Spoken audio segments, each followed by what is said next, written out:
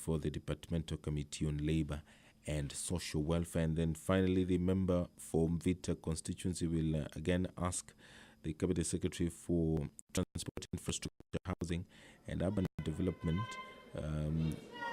about the role of the National Transport and Safety Authority vis-a-vis that of the Traffic Police in relation to enforcement of the Traffic Act Cap 403. If you're just joining us, this is a live broadcast of the National Assembly proceedings. It is a broadcast is required according to the standing orders to order for the bell to be rung for 10 minutes so that the respective leadership of the House can mobilize their members to come into the chamber to allow business to commence. The number required for that particular business to commence is 50. This afternoon, a question will be put on the report on the inspection visits to Kenya's diplomatic missions. This is a motion which has already been debated, and the other motion which will also be voted upon by the members will be the report on the inspection visit to the Isebania one-stop border post in Migori County. The debate on that particular motion was concluded, and what is remaining is for the Speaker to put the question. And thereafter, there will be resumption of debate on the report of the 6th ordinary session of the 4th Pan-African Parliament. This particular motion is active before the House, and should the members conclusively debate it, then they will proceed to another active motion which was last debated on October 4th, 2018, and that particular debate was on a motion on the report on an inquiry into complaints of environmental pollution by London Distillers Limited. The Departmental Committee on Environment and Natural Resources did hold its business losses, water shortages, and majority of residents are also cut off from communication. For instance, mobile phones, M-Pesa transactions, and other mobile transfer outlets in the town are recording reduced businesses. That there are also insecurity concerns, Mr. Speaker, and a case in a point is when one person was killed on 22nd of August 2018 due to lack of sufficient lighting in most areas in the constituency. That the people of Moyale are not enjoying the benefits that come with electricity, and this has led to economic, political, and social underdevelopment in the area, Mr. Speaker. That effort to resolve the matter with the relevant ministry have been futile, and that the issues in respect of which the petition is made are not pending before any court of law, constitutional or statutory body. Therefore, your humble petitioners pray that the National Assembly, through the Departmental Committee on Energy, causes the Ministry of Energy to provide power generators immediately to the constituent as a stop-gap measure. Recommend that the government supplies power to the town in order to save residents from further suffering, Mr. Speaker, and makes any other order or direction that it seems fit in the circumstances of the matter. And your petitioners will pray, Mr. Speaker. Thank you. Member for Tongaren. Thank you, Mr. Speaker. Mr. Speaker, I would like to support the member's petition and urge the Committee on Energy, when they are considering this petition, to look keenly and find out, is there any agreement with the Ethiopian government, which is supposed to be a friendly government, on whether we can actually share electricity power from that country? Because, Mr. Speaker, I come from a border county, and originally, most of the power supply in Kenya came actually from Jinja, the Owen Falls Dam. And indeed, we had a proper framework of how to share this power. In the case of Moyale, I think the Committee of Energy would be prudent to actually inquire into this matter and find out if there are possibilities of coming up with a legal framework with the Ethiopian government, how we can share power, electric power with them, so the people of Moyale are not so cut off from the ongoing increase in coverage of electricity for the rest of Kenyans, because Moyale, people who live in Moyale are also Kenyans, and they should also be considered to be given power, whether from Ethiopia or from anywhere. Thank you, Mr. Speaker. Member for Umoja. Thank you, Mr. Speaker. I want to support this petition by Honorable Kalisha Wario, who is a very good member of my committee. Mr. Speaker, Moyale being one of the constituencies in the former Northern Frontier region has really suffered, I'm aware. Mr. Speaker, it must also be noted that in this day and age, with the advancements in technology, the matter of electricity is no longer a luxury. It is indeed a necessity. So I want to urge the Committee on Energy to expeditiously look into this matter with a view to finding a lasting solution to the problems that have been highlighted ably by my friend and colleague, Honorable Wario. Because this country can't afford to move forward whilst leaving others behind. Mr. Speaker, thank you very much. Member for Bondo. Honourable members, I think it is good for everybody to know, at this point, you put your cards at the intervention, not to whisper to me. It will not help. Just put your card at the intervention box. Thank you, Mr. Speaker. I also want to support the petition by mentioning that in as much as we have these arrangements based in terms of our sources of power, our sources of energy, I think while we want to strengthen them, there are many other things that we really need to look at. There's a lot that's happening in the energy sector in terms of last mile, there's increased connectivity and all these kind of things. But as you look at them, we connect more, we do a lot of last mile, and the entire western region, for example, constantly experience power outages that doesn't go even for 24 hours. Every single day there are power disconnections, and a lot of this is happening particularly towards when there are little rains. Any other time that there's a drizzle, power goes off. So I think there's a big problem in terms of the kind of outages that we are experiencing. To an extent that what the government is doing in terms of doing more connections and doing a lot of last mile things, there's much more that needs to be done for some of these things to make sense, Mr. Speaker. Thank you. Member for Igembe Central. Thank you, Mr. Speaker, for giving me this opportunity to support the petition from my colleague. Mr. Speaker, it's important to note that most of the country, especially the arid areas of our country, where the national grid has not yet got to that far. And Mr. Speaker, this is the high time the Minister of Energy invests heavily on generators and other sources of energy so that these parts of the country of Kenya can also enjoy the benefits of electricity, Mr. Speaker.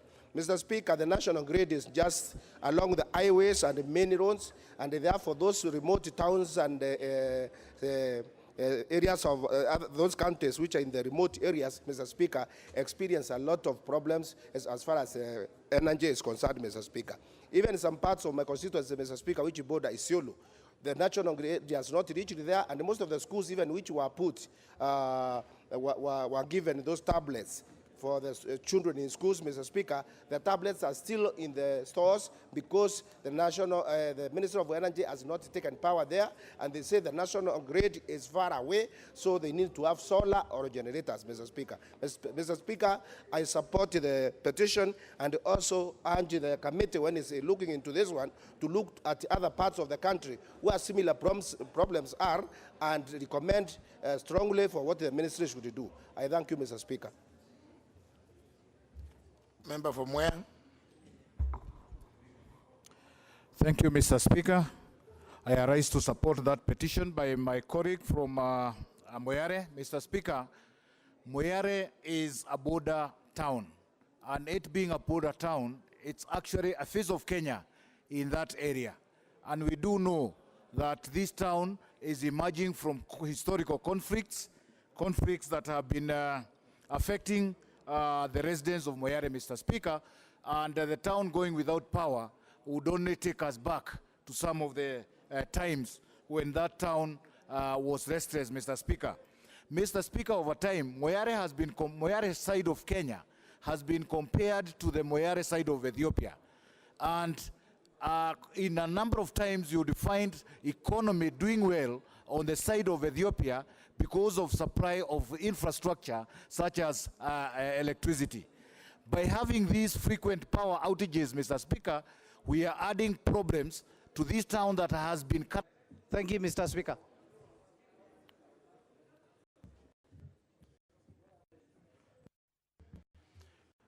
Ganse constituency, Narok East, Turkana South, Krusoi South, Narok North, Samburu West, Loima, Balambala, Roysambu.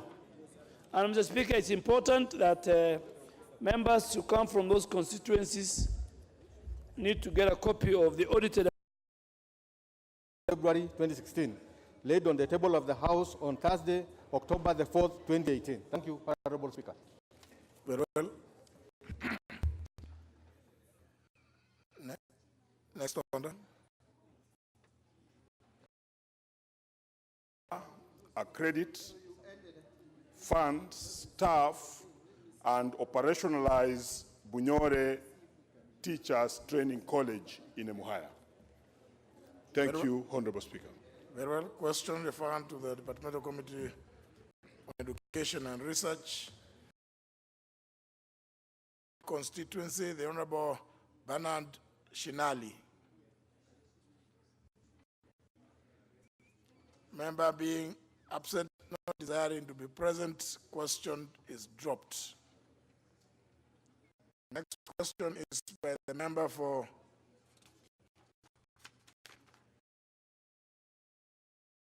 is complying with the provisions of the Merchant Shipping Act regarding employment of locals as opposed to foreigners by foreign shipping companies. Thank you very much, Mr. Speaker. that question is referred to the Departmental Committee on Labor and Social Welfare. And again, honorable members, the chairpersons, we've established a mechanism where the questions are being forwarded to you so that at your next meeting, you prioritize those questions yourselves and ensure that the cabinet secretaries appear. Public Works and Housing to act in like manner and inform the member for Mvita when the cabinet secretary is to appear so that he's also present. Next order. Order number 8, motion.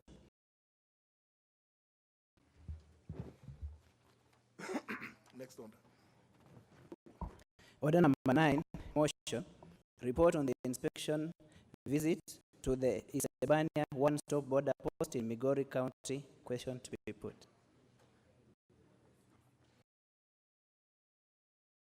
Say no. The ayes have it. Next order. Order number 10, motion. Report of the 6th ordinary session of the 4th Pan-African Parliament, resumption of debate.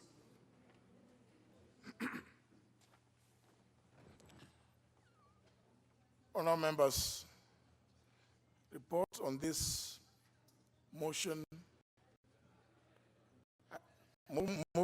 Moving of this report and just commenced. Is that correct?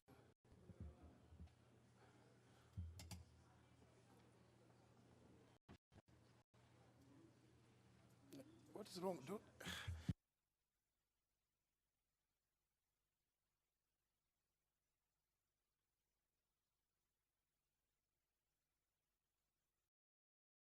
Open for debate by any member desirous of contributing. And I can say from the request, the member for Bondo is on top.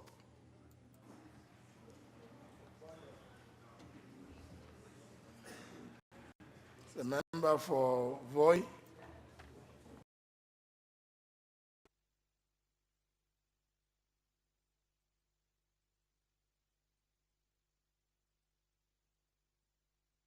Sorry, honourable members, The next on the list is member for Turkana South.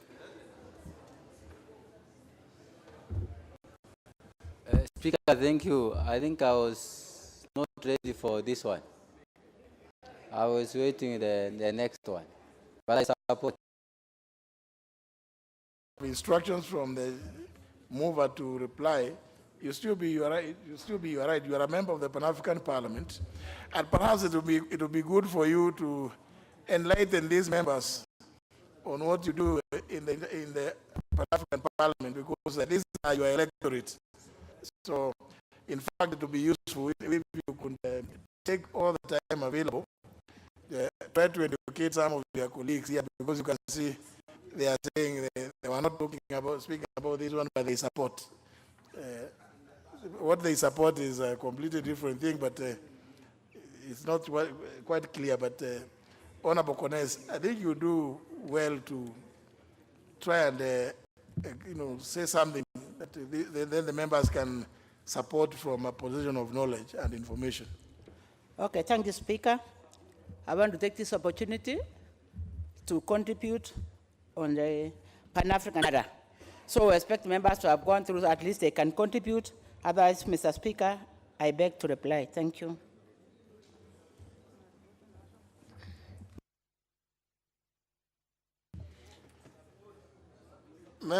Member for Ijara.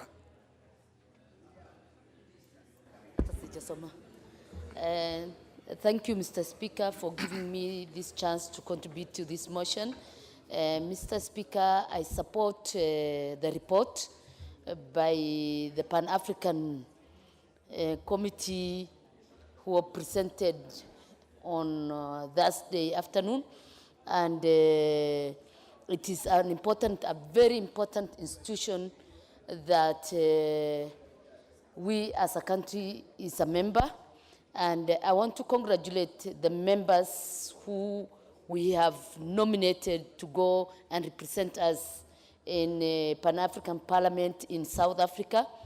And I want also to congratulate them and recognize the important role and the mandate they have been given by other colleagues all over African continent. And I say congratulations to our members. They're doing very well. They have been selected and appointed to various committees, and they represent us very well. They have taken the status and the image and promoted the status of this house and particularly this country. That is a job well done by the members who represent us in Pan-African Parliament. And they have also raised some critical issues on some legislation matters that they expect to bring before this house. And personally, I think I'm prepared to improve any legislative agenda that will improve the status and the coordination, collaboration among the member states of Pan-African Parliament, Mr. Speaker. Mr. Speaker, they also had major issues of integration, major issues of collaboration and with African Union. And I think that is the way forward, because for us to have to strengthen the African Union is a key component, Mr. Speaker. Mr. Speaker, with those remarks, I beg to support the report. Thank you. So, honourable members, yeah, it is good that we elected members to the Pan-African Parliament. I think those members whom we elected, you have adjuted, when you come to and you are giving us a report, this report talks of this House noting the report of your 6th ordinary session. I think it is only fair that you should tell us what that ordinary session was all about. What were the topics for discussion? Yeah? What is it that was possibly agreed? What is it? What was in that session that is important for Kenya to note? But now when you say that you have been selected into committees, now You know, it is not, it's not showing anything. It's not telling us. So why are we noting the report? Is it that, surely, so our members in the Pan-African Parliament, when you bring your other reports like this, please take your time. Remember, reports have, you have a lot of time. Explain the members that these were the topics being discussed during this period. Which one you thought was important for Kenya to note and why, and so that also your members, even those ones like the member for Turkana South, when he stands and the other member says, I didn't want to contribute to this one, but I support, so that he also knows what he is supporting. But we cannot be supporting that you are in committees, and that is not, the report is not about whether you are into committees, it is that session. So it's important for Kenya to know through you and from you. Remember, you are our representatives. And since we may not really know what it is that transpired, and I don't see very many members who have read the report, and I don't see anybody with a copy of that report here, so that members can be brought up to speed. I can see the member for Kajiado North, who apparently has read the report, wants to say something. Thank you, Speaker. I thought also it's good to mention that this is one of the reports that we were expecting as members to know what is, what is going on in Africa, because you see there are so many things that Africa needs to do together, and it's through maybe this Pan-African Parliament that it will come and trickle to us. Like there are issues that are common to African countries, like that the wars that are going on in Africa, that I think can be tackled by this kind of a parliament, and also the resources. You know, Africa is one of the richest continent, and yet it is not translated to African themselves. I think this is where African issues should be tackled. If you compare, this is where they should come together and try to compare good practices in their parliament. I remember, like in the public account committees, there were other African organizations like AfroPac, organization from the West African that also help the Kenyan setup to see whether they are doing the correct thing. If you go to South Africa, there are committees like SADCOPAC, and they also, when you compare notes, you can compare and know whether you are doing very well. And also, this is where they should talk of issues like Africa is endowed with resources like minerals, and yet in Africa we find there is a lot of poverty. I think this is where they should also talk about. So I think this is where we should concentrate and expect reports so that we can integrate as Africans. Let me stop at that point.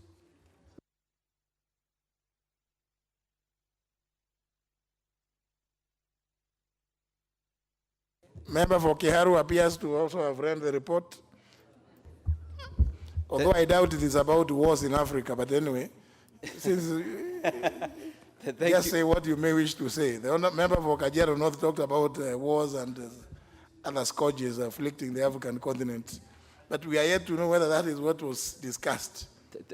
Thank you, Mr. Speaker, and I share your concerns, because currently now we may engage in an exercise of just parading ignorance, Mr. Speaker, because we are talking about a report that is very scanty, and a report that we can't actually see, Mr. Speaker.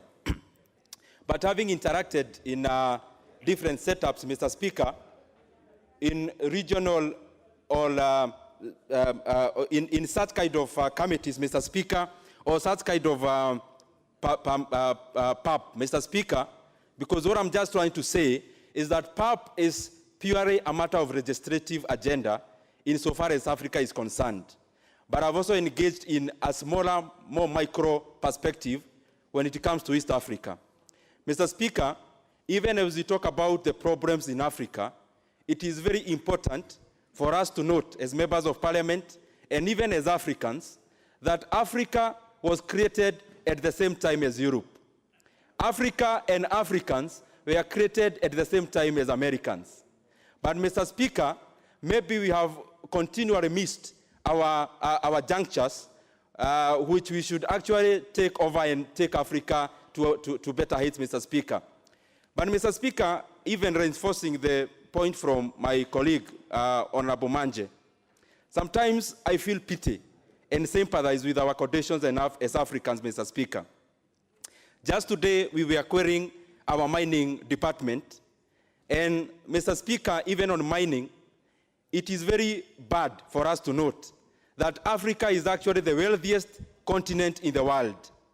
If you go to DRC in terms of minerals, it is actually the wealthiest country on earth. But Mr. Speaker, DRC starts to be the poorest when it comes to living standards, Mr. Speaker. Mr. Speaker, the current way of integrating, even as Africans, is purely about trade. Yes, we can come together as Africans, as members of parliaments from African countries, but we may just go there into circles of our misery in Kenya, combined with the misery in Nigeria or any other African country, Mr. Speaker, without necessarily going into specific solutions that we can offer as a continent. And Mr. Speaker, in my thinking, one of the issues that we can actually benefit from is looking at Africa as a consumption base, Mr. Speaker, so that even as we make trade deals with other continents and with other countries, it will always make sense if, for example, we negotiate as Africans, other than the way Kenya can negotiate, for example, on trade deals with other continents, Mr. Speaker. But, Mr. Speaker, this can only happen if we have, first of all, sorted our internal affairs. And internal affairs, I mean, if, for example, we go and meet other parliamentarians from any other continent, Mr. Speaker, even as we talk about taking the continent forward, the continent can only move forward if the specific states are in a way or in a path of moving forward, Mr. Speaker. And I think starting with Kenya, Mr. Speaker, we are in a good trajectory, even in terms of the region, but there is a lot that is left to be desired, Mr. Speaker, when it comes to embracing industrialization in Africa, because one of the major crises we have as Africa is actually unemployment. And there is no way that we can sustain economic growth and creating jobs, Mr. Speaker, if we do not embrace industrialization, Mr. Speaker, and if we don't embrace policies that will bring about production that makes sense in terms of creating labor opportunities and job opportunities for the youth of this continent. Mr. Speaker, I would really like to see the report so that I can give points that makes more sense, but it's a good thing that, that we continue, Mr. Speaker, thinking about integration from a country as we are, as Kenya, as a region, EAC, and as the entire continent, Mr. Speaker, so that we can create one more block that actually can solidify in terms of making negotiations with others that are outside our jurisdiction as a continent. Very well, but I'm surprised you were saying you would want to read the report. The report was laid on the table of the House on July 31st.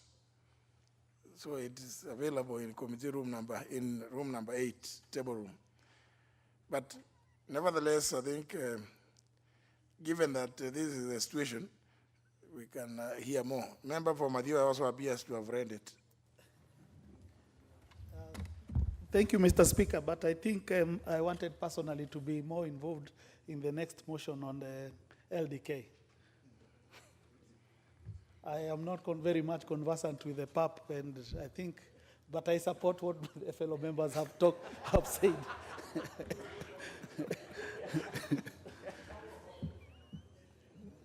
The next one is a member for Turkana Central,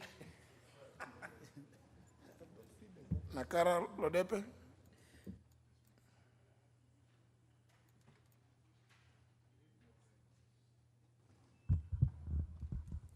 Thank you, Honorable Speaker. Honorable Speaker, I just want to highlight one issue that we need and expect this Pan-African Union to do for us, especially on Pan-Africanism. We need to get back to our former leaders, the founders of our nations, their desires to see that this African continent becomes one, so that, Honorable Speaker, we will travel across having one ideology, that we are Africans and we need to market our ideologies. We need to be united. We need to do things according to our culture. Honorable Speaker, we need this Parliament to make sure that it makes laws and policies that can promote our African culture, so that it can create job opportunities and also can be a way of generating income for our countries. And then we do interaction. We expect this Pan-African Parliament, Honorable Speaker, to unite our people in terms of the language. We identify one language that can unite our continent, like Kiswahili, so that when you go to South Africa, you can communicate in Kiswahili. When you go to Angola, you can communicate in Kiswahili. Honorable Speaker, I think we need to have such kind of policies that can actually make us to look one. Thank you. May I get an indication whether all the members who have put their cards want to contribute to this motion, or? For the well-being of the nations. Within nations, people can deal with cultural and ethnic dimensions and any other pursuits that they would like to do. And on the continent, I think that if we can put effort in improving the economic components of what they're doing, it will be good for the citizens. In doing that, Mr. Speaker, sir, one of the important parts is what it is that allows easier and freer movement of people. People are the primary resource in Africa. It's not the natural resources that others come to plunder. Our people are the primary resource. And movement helps people to broaden their horizon, to identify opportunities, to secure their gains, and to have something for which they stand for. So encouraging and freeing people to move will in fact begin to chip away at our insular tendencies around our ethnic groups and things like that, because we would then have contacts, business contacts, friends, cultural traits that we borrow and surrender to others across nations. And I think that will really be extremely helpful. Mr. Speaker, sir, I think also we had recently, as you know, a very explosive debate on issues around taxation. I think that linking development and tax is important, not just in your own nation. We'll see how others are doing that. We'll see that nations around the world have been having tax revolts for a long time, serious ones, that in some countries they bring down governments as well. So when we get such an alternative attempt like we had, it should not be taken too narrowly and with acrimony. Yes, acrimony you may have, but it is a policy question that around the world reaches a point when citizens can no longer take it and they may rebel. They may rebel by asking that the tax be reviewed, but it be broadened, it be collected better, that you should punish more those who do not conform. And as those who know, for example, if you avoid taxes in the US, for example, they will hunt for you like you're a murderer. And in fact, you lose face to an extent that you can no longer even enjoy your cocktails with people who know that you're a tax evader. So I think the loyalty to this is very important. And as we work across nations in these various parliaments, I think that we'll begin to appreciate the importance of paying what it takes them to govern us. Mr. Speaker, there have been some earlier initiatives that required that certain allocations be put in certain sectors, because those are the sectors that elicit growth for the security and so on. For example, there was a general agreement to put a certain proportion of GDP into agricultural research. I think it was 3 or 5% now. These are really important factors that the Pan-African Parliament, as they deliberate on what they do, should look at. Because if we don't invest in research and development ourselves, if we only wait for what grant we are getting from some nation, some international agency, we are going to be always subject to the whims of their budgetary allocations. I think that we ought to take the lead. With whatever limited resources we have got, it's like savings. You can't say, I'll begin to save only if I make 100,000. You should save when you make 10, you should save when you make $1 million. we must be able to commit resources that will be able to help us understand our own issues in ways that only us can do. I think we have been too dependent on others. And if we begin in these regional blocks, like for example, the AU already is doing that, but even in our Pan-African Parliament, if they can begin to sensitize the powers that be, so the allocation of resources begins moving directions that over the long run will give us an opportunity. When we say we don't want to be dependent on others, we must be doing something. We must be providing the resources.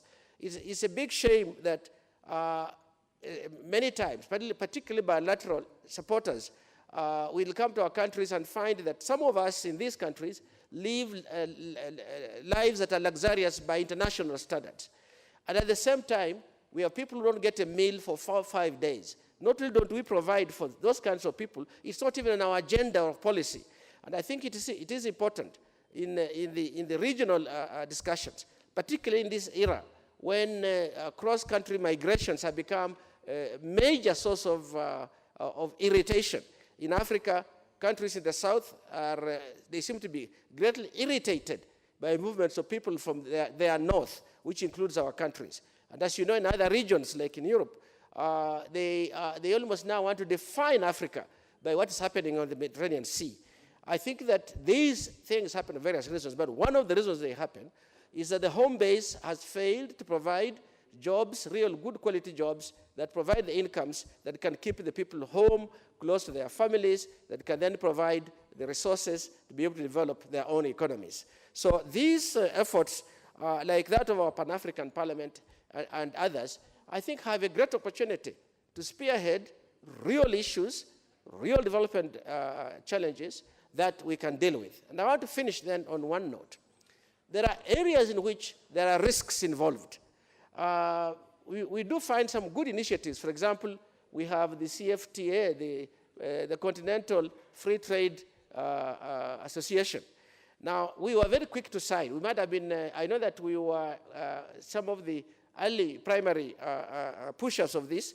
So we were about the first people to sign in Kigali. Some countries stayed out. Nigeria did, South Africa did. And I say this because these are the kinds of issues that in these regional parliaments, the risks and opportunities, of course, must be explored. Why am I concerned about this? That there is a huge component of it that is agricultural. We are one of the major agricultural countries in this continent.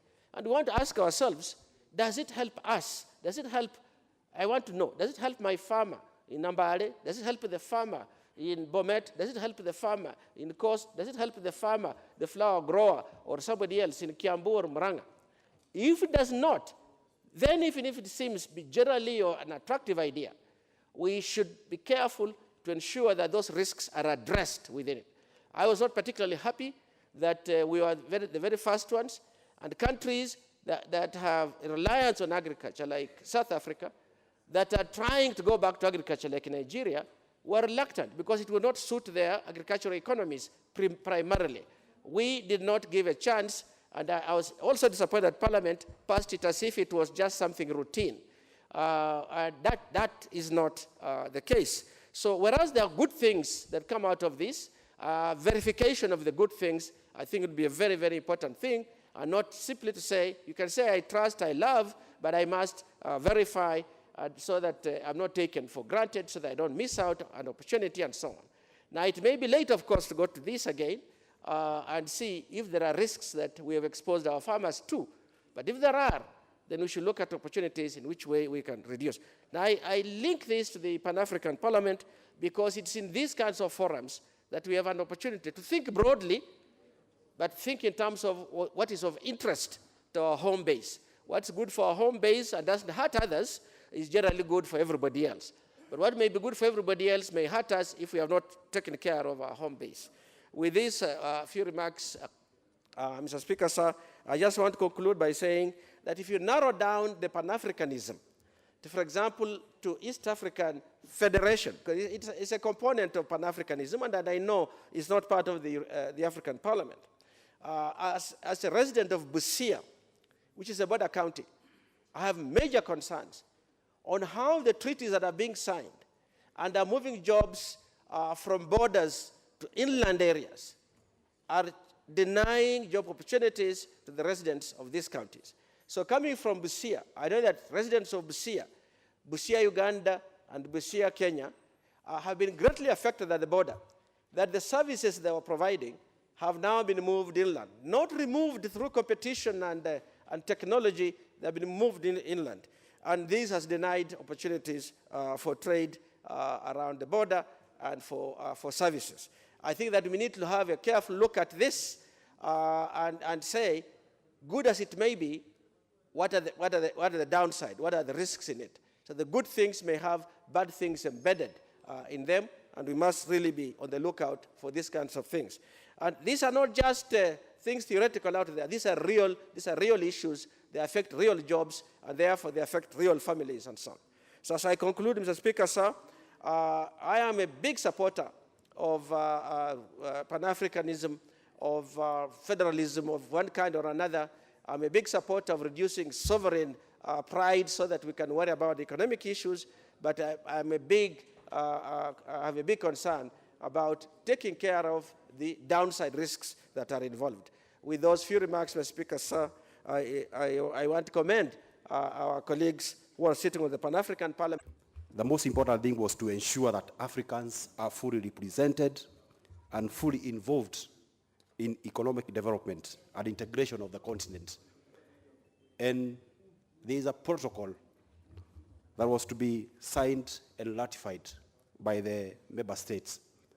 And first of all, I'm not very sure whether our country has signed that particular protocol, because looking at the member states who have signed that particular protocol, we only have 21 member states, and only 3 of them have ratified that particular protocol. And looking at the objectives of the Pan-African Parliament, one of them is cooperation and development of African states. And going back to the history of African continent, I recall the late president of Libya, Muammar Gaddafi, and he had a policy of uniting Africans. And most important, he wanted to ensure that we have a common policy and currency. And one of the objectives of the Pan-African Parliament is to ensure that there is cooperation and development of African member states. That is by economically improving the living standards of Africans, and also by implementing the policies and objectives of African members by cultivating human rights, democracy, and ensuring that the member states adhere to good governance, transparency, and accountability. And in Africa, and most of the member states, we have a problem, especially in terms of cultivating human rights and also issues of democracy. And I think the Pan-African Parliament should be supported by the member states by making sure that there are funds, and also by making sure that member states are aware of the policies that are being discussed by the Pan-African Parliament.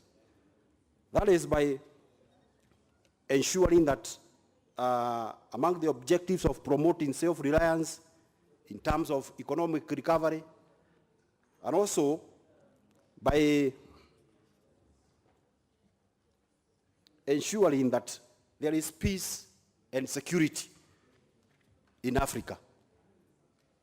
And one of the things that should be supported is that all the countries in Africa should sign that particular protocol on establishment of the Pan-African Parliament, and also encourage other member states especially a country like Somalia, where there is no peace and stability. Will be heard through these parliamentary groups and a Pan-African parliamentary service. And therefore, I do support the work that the Pan-African parliamentary group is doing. Thank you very much. Before proceed, allow me to recognize the presence in the public gallery of pupils and students from the following institutions: prestigious Fine and Academy, Embakasi East Constituency, Nairobi County, and those from Tebere Secondary School, Mwea Constituency, Kirinyaga County. They are welcome to observe proceedings in the House. Member for Nandi County. Thank you, Honorable Speaker. I want to promote this motion on Pan-Africanism because of the following resolution. You want to promote it? I want to contribute, sorry. Yeah, to support. They have talked about a promotion of press freedom. We have seen quite at times where the pressmen are not given the freedom they deserve. So one of their resolutions is to promote their freedom. So I support that. One of the happenings in the meetings was the election of Janet Ongera as the chair for Eastern Caucus. She was also elected as the chair in charge of gender affairs. Honorable Kones was elected as the chair transport. As a woman member of parliament, I'm seeing the map of Kenya was put on high, and the issues of women, we are fighting for two-thirds gender rule. Our women from Kenya, parliamentarians were recognized, and they were in the map of Africa. So I support what transpired in that meeting. They talked also of achieving health targets. This is one of the 4 Jubilee pillars. They say they are going to end health problems in our East African nations. One of the resolutions was fast-tracked ending of HIV/AIDS by 2030. We know quite a number of our people have died because of HIV/AIDS, and I wish they resolved those who are positive should be looked into because they go on spreading knowingly, and many people are going to die of HIV/AIDS. So maybe that should be a resolution, maybe in our parliament. Another issue they talked about is free trade and movement of people. This one is very good, but on the other side, we should be cautionary because like I come from Nandi, near Wasingishu, we have seen what was happening with our farmers. A lot of maize are coming from Uganda, and it is killing our economy. So as far as we are allowing free movement of people and trade, I don't know what we are going to do for our farmers and other issues. So I support this report, and I pray HIV/AIDS, which is a national disaster, will be a priority area, and something should be done for those who are positive, those who are knowingly spreading the disease and killing the children and killing the women and our boys. Thank you so much. I support it. That is also in the report. Yes. Honorable Sankok.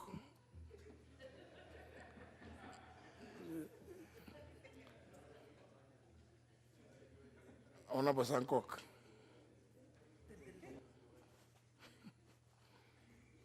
Thank you very much, Honorable Speaker. You know, you make this House to be a bit lively sometimes because it is actually on the report, I believe so.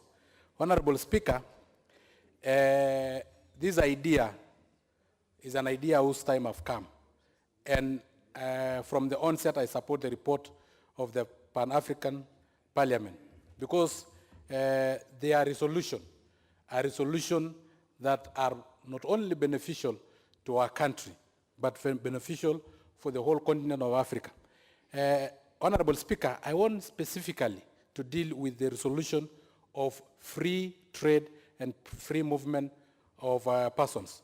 Honorable Speaker, whenever we have a bloc, an economic bloc, Honorable Speaker, because the world is competitive and the world is moving towards having economic blocks from all corners. Honorable Speaker, this idea of having an African parliament, an African economic bloc, was an idea that started with Kwame Nkrumah. It also, the fire was kept burning by the late Muammar Gaddafi, which of course did not succeed at that time. It is now a high time, as members of parliament, we join in this particular movement of bringing Africa together, especially on the free movement of persons as well as trade. Honorable Speaker, we face challenges as a country that can be solved by our neighbors. For instance, at the moment, we have banned logging in our country because of our deforestation and our forest cover that is below 2%. Honorable Speaker, but we have not banned construction, building, and manufacture of furniture and so on that require the same timber.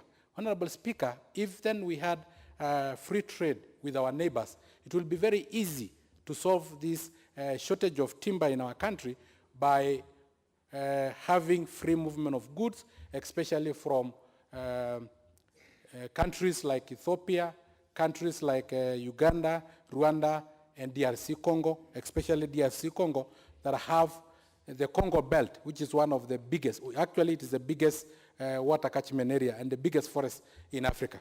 Honorable Speaker, it will assist in us conserving our forest and destroying the forests of other countries, not literally destroying, but because they have not banned logging, it will really assist us to make sure that we don't have that shortage of timber. Honorable Speaker, again, we are grappling with the issue of unemployment. So whenever we have such a economic bloc, it will open up so many chances of employment for our youth. Honorable Speaker, we should as well be very cautious because we know that we have the East African community and we have seen some challenges in the East African community. So as we move towards having the whole African bloc, we should be a bit cautious. You remember what happened with our cows and our neighboring country. You remember also what is happening with the Megugo Highland, Honorable Speaker. So we should, our representative in the Pan-African Parliament should be our watchdog whenever policies are being made to make sure that the interests of the country is put first. Because I know the representative of other countries endeavor to make sure that the interests of their people and their country is put first.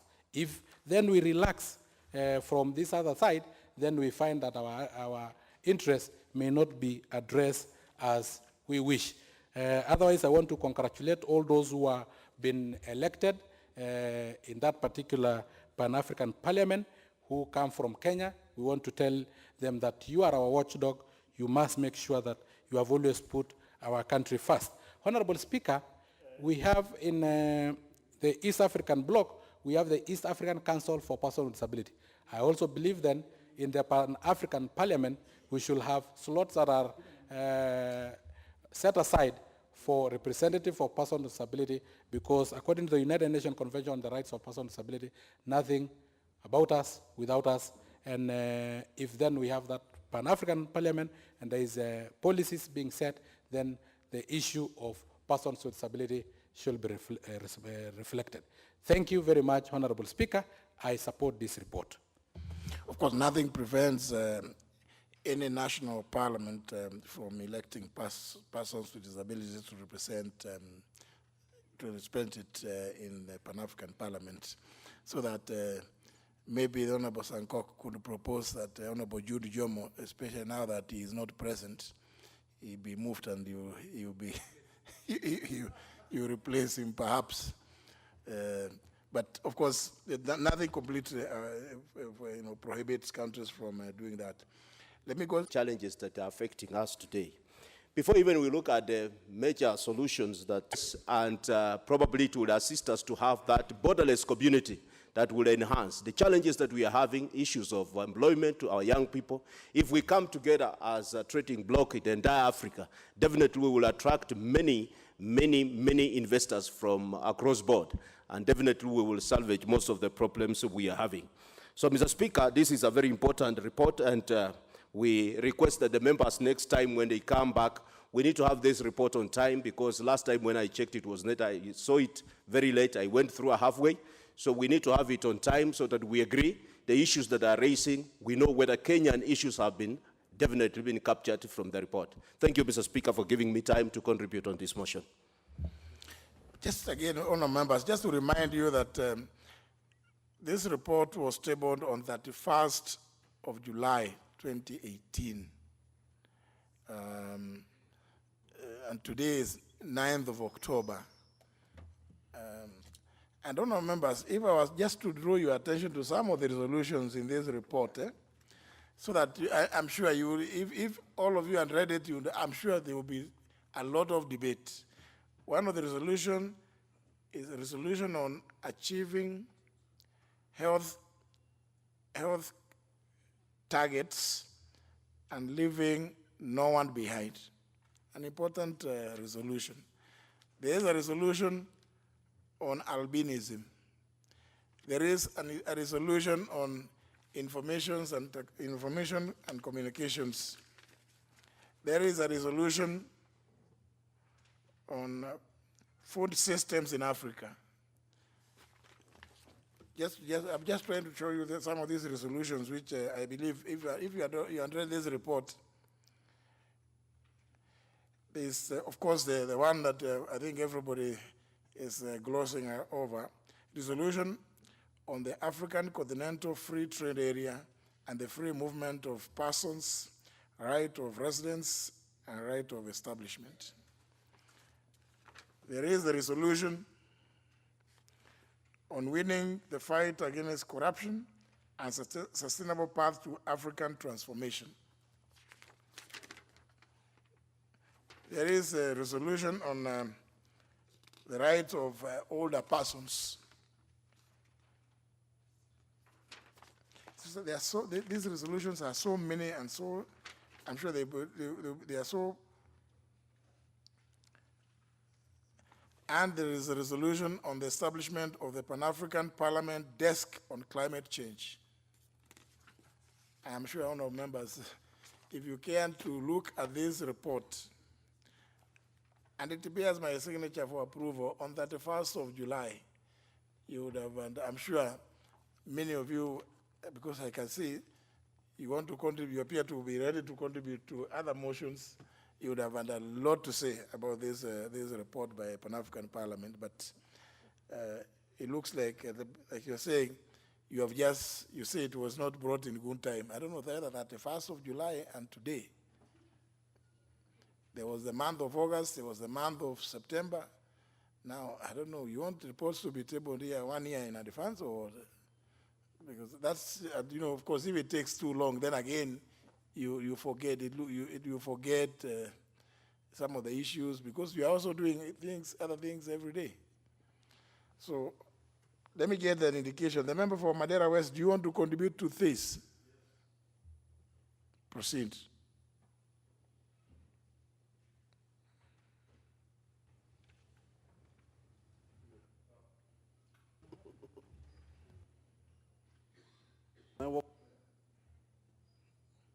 Yes. Thank you, Mr. Speaker, sir. I would like to contribute to this. I support this report. I think it is high time that we think outside the box, or without a box even, and see how best to come up with a very strong Pan-Africanism. Countries which are now called developed countries, such as USA and others, are there because they came together. So many of them came together, they focused together, they brought their resources and their talents and everything together, and that is why they are able today to manipulate these other upcoming countries. And that is why I think people like Gaddafi had to die, just because he was coming up with another strong vision and mission. And maybe if he was alive by now, we would have been quite far ahead as far as Pan-Africanism is concerned.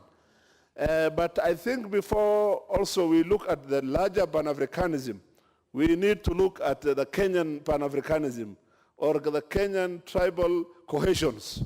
Because while we are thinking so large about Pan-Africanism, if we look down and look at ourselves, days in, day out, what we are seeing is we are becoming, dividing ourselves further and further. We are going into our tribal cocoons. We are becoming small clans, becoming so distinct and having their own agendas to an extent whereby the country Kenya is becoming weaker instead of becoming stronger in terms of cohesions and in terms of development, just because we are dividing ourselves further. So while we are looking at the larger Pan-Africanism, we also need to look at our Kenyan cohesion. Our Commission of Cohesion and Integration has to strengthen our Pan-Africanism within the country so that charity begins at home, and thereafter we move to the further Pan-Africanism. With that, I support this report. Thank you. And again, honourable members, there is a resolution by the Pan-African Parliament to hold sessions on invitation in various economic blocs, like the EAC, and also in other member countries. And for that reason, the 5th session of the Pan-African Parliament is going to be held in this month in Kigali, Republic of Rwanda. In fact, I know I've been requested to nominate one female member to go and attend. So then, no, you are not female, Honorable Sankok.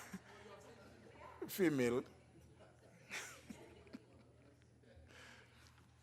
So I think, honorable members, I think there is a lot, which means, and they have done so with a view to increasing their feasibility within the continent. So there are many resolutions. Let me get an indication. The member for Chapalungu, do you want to contribute to this? Very well, proceed.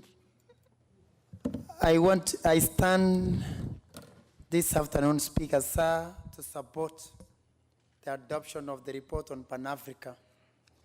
The section that I want to... From peace and security, cooperation, it actually addresses what we need to address as SDGs, the 17 goals, and I will only address a few, Mr. Speaker, in terms of the resolutions that have caught my eye. The issue of health in this country, we have spoken about it over and over. In the county governments, it is a mess.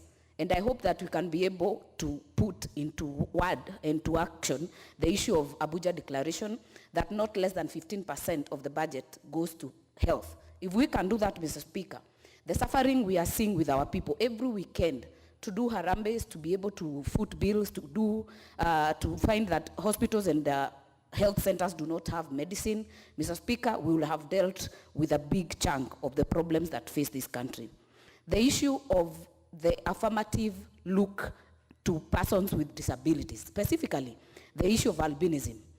Mr. Speaker, I know we have had champions on this case. I know Honorable Isaac Mwaura has been very vocal in this fight. If you read the report, it is actually quoted as having pushed really hard for this to be passed, that some areas, especially Tanzania, where we have had problems with albinism, where people are taken for ritual purposes, it had spilled over to Kenya for a bit. We have also seen some attacks on the same. Mr. Speaker, it gives hope that we are integrating, we are creating awareness to be able to demystify this issue of albinism. Mr. Speaker, the challenge I would throw to Pan-African Parliament, Mr. Speaker, the issue of making Africa a common destiny, and it is in the report, it is still not achieved. If you travel to Europe In some areas, you just need one visa to visit so many countries. Why in Africa do we need to attain more than 40 visas if you're going to different countries in one continent? I think we need to address this issue. We have tried in East Africa, but even the blocks, we need to make sure that we have opened our borders to the people inside this continent, to be able to make business easier and integration easier. And coming back home, Mr. Speaker, the issue of regional economic activities is still not very well achieved. We still have some countries that are feeling threatened by others. We still have the issue of ourselves in Tanzania. We have the issue of Migingo Island that is never ending, where we have military police from Uganda even arresting our police.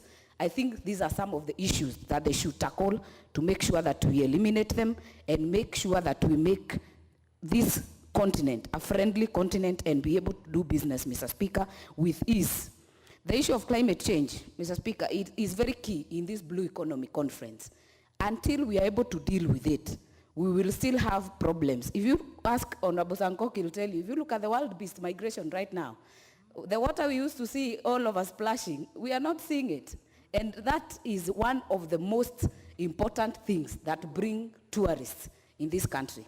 And it has not been killed by the act of God. It is act of man in terms of cutting forests, in terms of invading forests, and we are running away and dealing with these issues politically.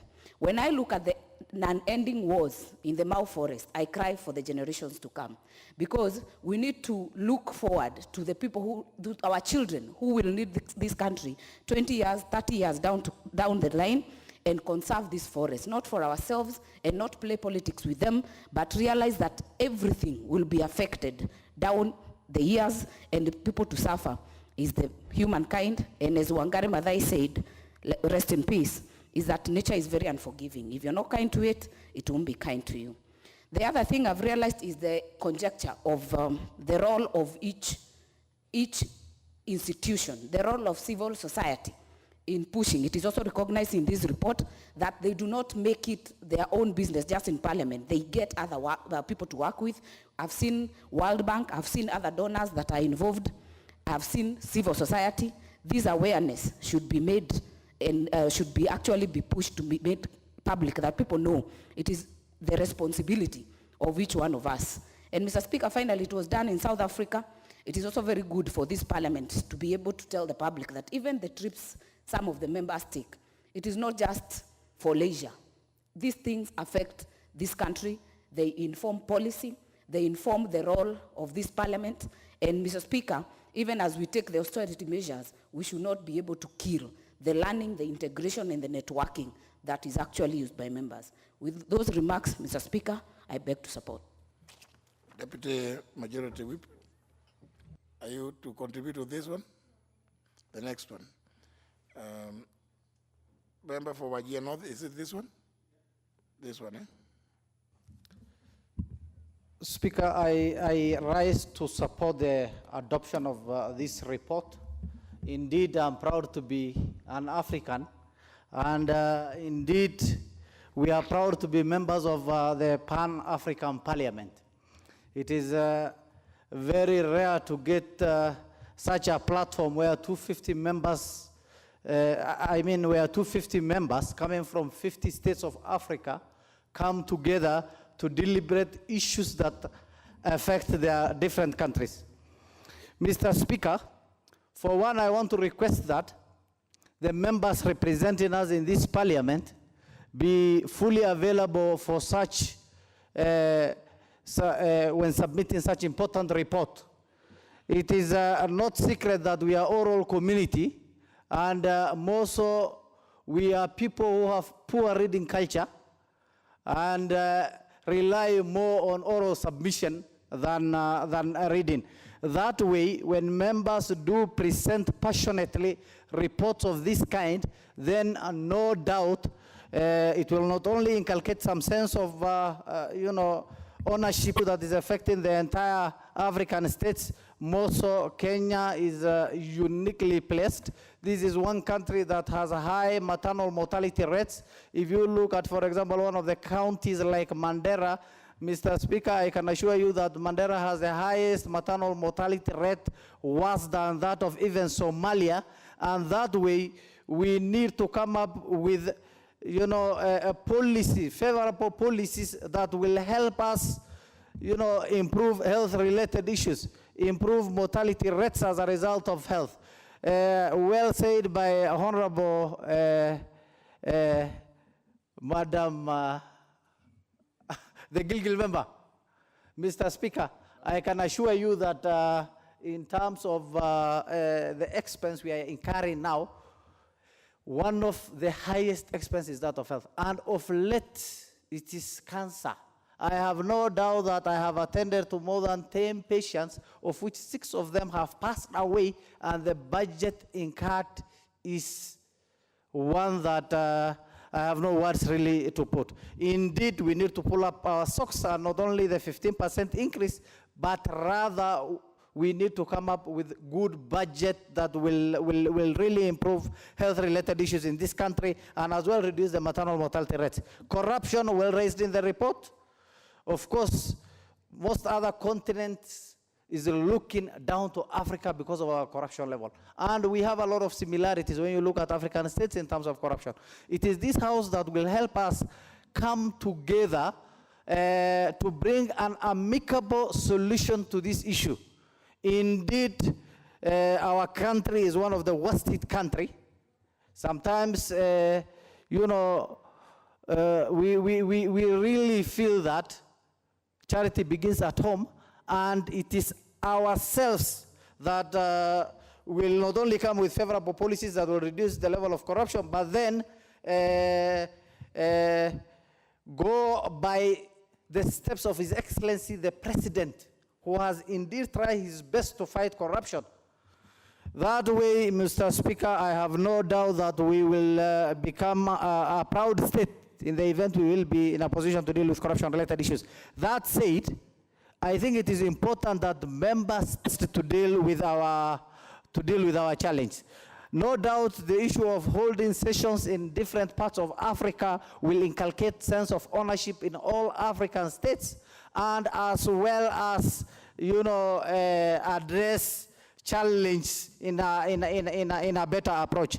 That said, Mr. Speaker, I have no doubt that this report is really a wonderful report, and it is my hope and prayers that next time members will be available to elaborate and, you know, shed more light in regards to such important reports. Thank you, Mr. Speaker.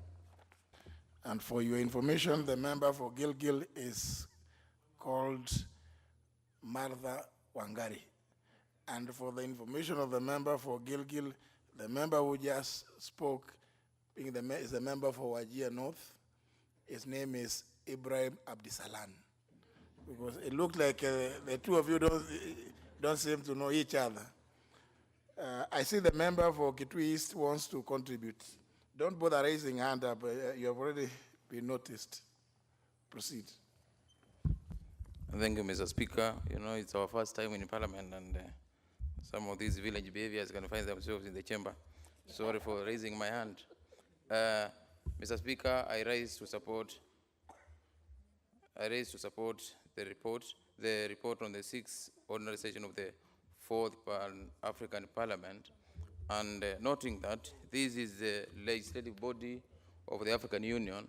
Mr. Speaker, my attention has been drawn to the issues on addressing climate change, having in mind that, Mr. Speaker,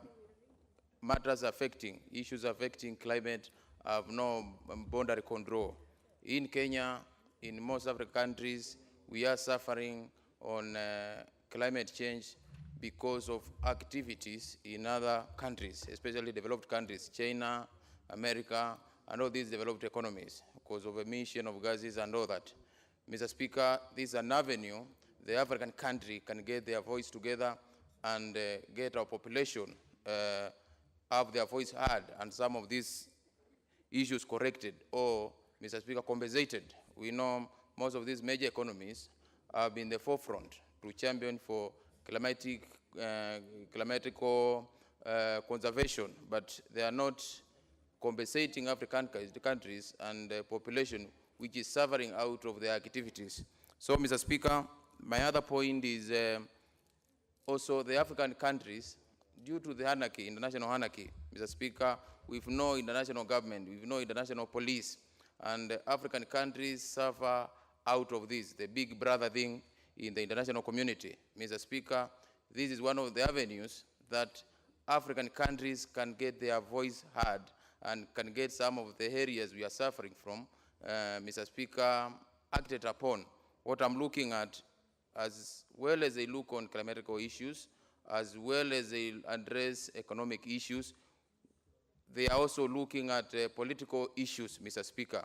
We've had, and most of our brothers have mentioned, we've seen some of the leaders, for example, Omar Gaddafi, who tried to bring Africa together, was, Mr. Speaker, muzzled by developed countries, and his dream was shattered. Mr. Speaker, the Pan-African Parliament is a house that can address the challenges Africa is facing. The other day, the country was discussing the International Criminal Court and the activities in our country. Mr. Speaker, we had our Minister of Foreign Affairs engaging this diplomatic shuttle diplomacy. The African Union, the Pan-African Parliament, is one of the avenues, Mr. Speaker, that can save the small countries in Africa from being muzzled or recolonized, Mr. Speaker, you could use that word, by our masters, basically who are the developed countries. Mr. Speaker, I'm also looking at our representation in this parliament as a country, and also... And clerks for their continued support in logistical and technical facilitation of our membership to Pan-African Parliament during our attendance in its session. With these few remarks, Honorable Speaker, I beg to reply. Thank you.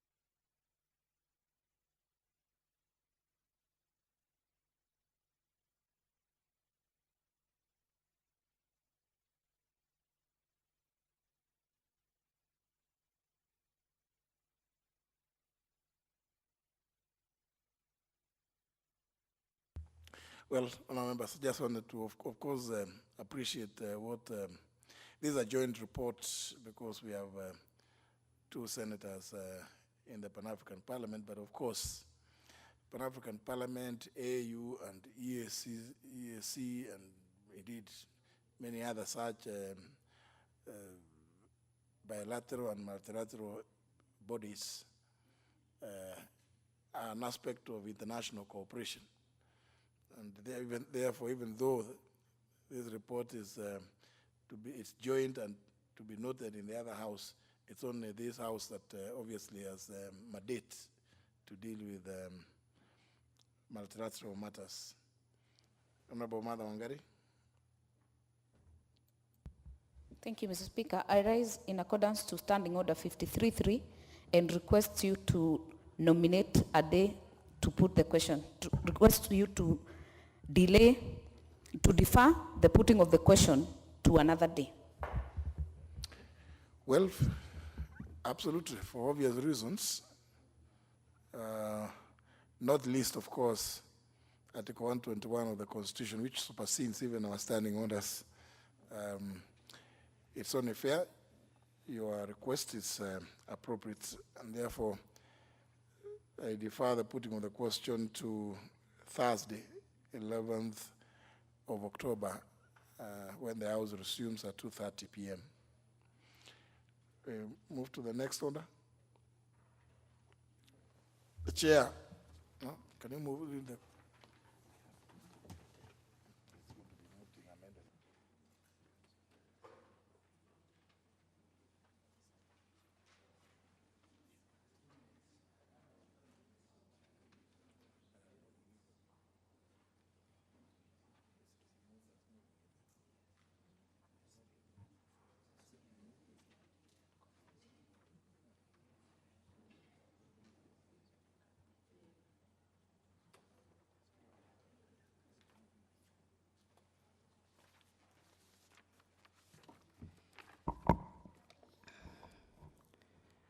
Order number 11, report on an inquiry into complaints of environmental pollution by London Distillers Kenya Limited. The Chair, Departmental Committee on Environment and Natural Resources, I'm informed that you had just begun moving and you only spoke for 3 minutes. You therefore have all the time. As you know, you have a whole hour to yourself. But I'm told also you are to continue moving it in an amended form, which I think you'll be doing at the close. Thank you, Mr. Speaker. Mr. Speaker, I want to thank you for giving me the opportunity to continue moving that the House adopt the report of the Departmental Committee on Environment and Natural Resource on an inquiry into the complaint of the environment pollution by London Distillers Kenya Limited, laid on the table of the House on Wednesday, August 29, 2018, subject to deletion of the word tabling appearing in the recommendation 1, paragraph 1, in recommendation 2, paragraph 1 and 6, and in recommendation 6, paragraph 1 and paragraph 2, and substituting thereof with the word adoption by this House. Mr. Speaker, the Departmental Committee of Environment and Natural Resource got seized of the complainant by the resident of the Great War Estate in Athi River through their representative Enderman Properties Limited through a letter dated 22nd January 2018 on the to the National Environment Management and other various stakeholders, including the National Assembly, requesting for the intervention on the pollution by London Distillers Kenya Limited. Mr. Speaker, the residents were requesting NEMA to thoroughly investigate London Distillers Kenya Limited and firmly ask them to adhere to all measures regarding air quality and affluent discharge as stipulated in the air and water quality regulations. Mr. Speaker, the National Environment Management Authority, on the letter dated 6 February 2017, had written to London Distillers Kenya Limited, ordering closure of the company pursuant to the Environmental Management and Coordination Act, EMCA, Cap 387, Part 2, Section 3. This was after the company failed to comply with the 3 improvement orders issued to them on 6th May 2016 and 21st July 2016, and finally on 8th September 2016. Mr. Speaker, despite the orders issued by NEMA when it is in operational, to submit stack emissions measurement for the boilers, and 3 indicate measures they intended to institute to comply with the effluent discharge license limits. And Mr. Speaker, on 8 September 2016, the authority requested the proponent to submit stack emissions measurement for their boilers. And on 26 October 2016, London Distillers Kenya Limited submitted their stack emissions report to the authority. On 8 December 2016, NEMA received complaint of environmental pollution by London Distillers Kenya Limited from Enderman Property Limited. And on 21st January 2017, last year, the authority requested the proponent to submit emissions compliance plan for the facility. Mr. Speaker, on 6 February 2017, the authority issued closure order to London Distillers Kenya Limited after failing to fully comply with the improvement orders issued earlier. And on 28 February 2017, 3 weeks later, environmental inspectors inspected the facility to confirm compliance with the CROSA order and recommended that all effluent discharges from be thoroughly through the wastewater treatment plant. And Mr. Speaker, on the 13th March 2017, the authority lifted the CROSA after observing that the facility management had, 1, repaired the section of the vandalized sewer line. They had also submitted the effluent analytical report, and 3, submitted stack emissions measurement report. 4, installed a clarifier. They had installed a clarifier at the effluent treatment plant to enhance its operations. And 5, contracted a NEMA licensed transporter for their waste. Mr. Speaker, on 20th March 2017, London Distillers Kenya Limited confirmed receipt of the letter lifting the CROSA order. And on 22nd January 2018, this year, the authority received yet another complaint of air pollution by London Distillers Kenya Limited from Enderman Property Limited, who are the adjacent neighbors. And on the 1st January 2018, the authority received response from London Distillers on an allegation of their environmental pollution by Enderman Property Limited. And subsequently, London Distillers Kenya Limited reported that Enderman Property Kenya Limited constructed houses on industrial plot Aero number 128/67/19 to 13 and 17, which are adjacent to 8 and their industrial enterprise.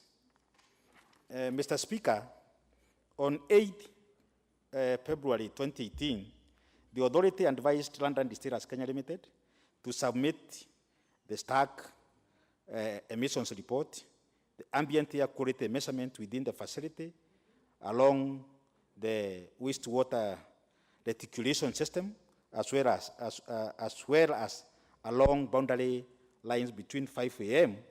and 9 a.m. in the morning and after 6 p.m. in the evening, because this is a time, Mr. Speaker, when there have been a lot of complaints in terms of the bad smell.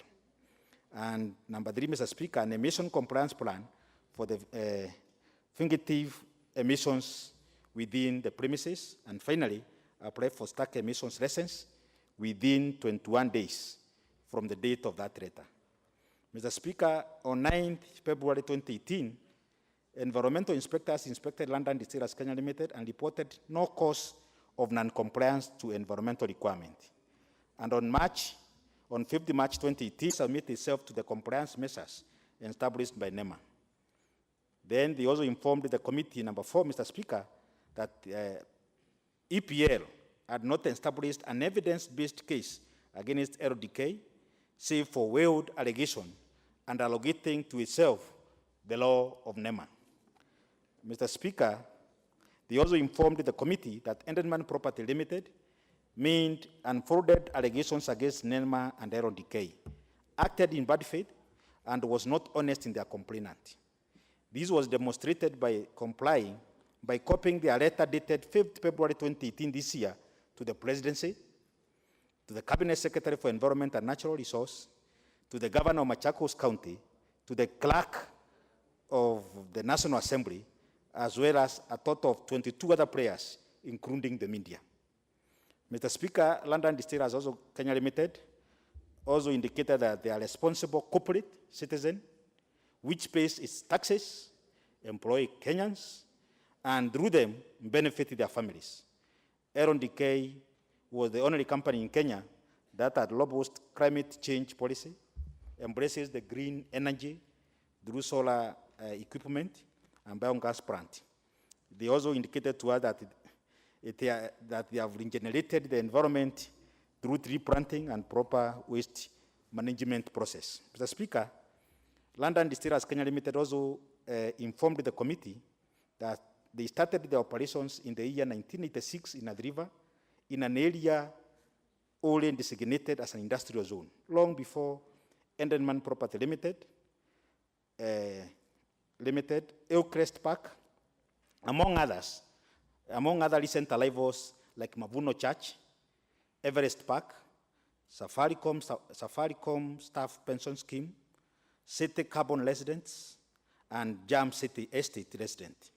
It is located in the premises zoned off for the industrial area and auxiliary purpose as per the title document, which also apply to the surrounding premises. Mr. Speaker, I would like to say that originally all these pieces of land around where London Distillers is based was initially owned by London Distillers. It was initially allocated to London Distillers. But subsequently, part of this land was sold by KBC, Kenya Commercial Bank, to second and third parties. And these second and third parties, Mr. Speaker, they are the people who applied for change of user from a vocal county council or town council then, and they are subsequently approved. They were also subsequently approved for change of user. And Enderman Property bought their properties from third parties who had already applied for change of user from industrial to residential. Mr. Speaker, the London Distillers also informed us that they were located this land in 1982, but does not know when Enderman Property gained access to the land they occupy or whether they ever subjected themselves to change of user from industrial to housing. Subsequent subdivision of the land in this area yielded into untidy semblance or mixture of land using industrial, residential, and agricultural, Mr. Speaker. So it's a mixed grill where you have industries are set up there, we have residential properties there, we have churches, we have mosques. So it's just a mixed setup, which are really been caused by change of user, Mr. Speaker. Mr. Speaker, LDK also informed the committee that they had endured complaints from similar actors on the past. And they indicated to us that on 16 January 2006 and that February 2006, EHL Resource Center filed a complaint with the Public Complaint Committee, PCC, on the environment and a PCC recommendation number 115-206. And Mr. Speaker, on the findings and recommendations of PCC on number 115-206, or the Mavoko Municipal Council, as it was then known, should cease in the absence of master development plan, granting individual change of use permit in areas where there is likely to be conflict where charge permits are granted. Mr. Speaker, the Export Processing Zones Authority, as a sewer line in which industries connect upon payment of a fee and observance of certain standard. The EPZA then directed this affluent in the sewer line to their final treatment plant before final discharge into the environment. Mr. Speaker, LDK also informed the committee that on 6 February 2017, NEMA issued a crosser order to LDK because they, as they said, they had received numerous complaints from public about environmental pollution. The letter referred to ground inspection carried out on 6 March 2016, 21st July 2016, and 8 September 2016. The letter alleged that LDK had failed to comply with the orders. Mr. Speaker, NEMA subsequently wrote a letter of closure, failed to disclose that the fact that LDK had responded to the same in May 19th on the issues raised in May 6, 2016 inspection letter.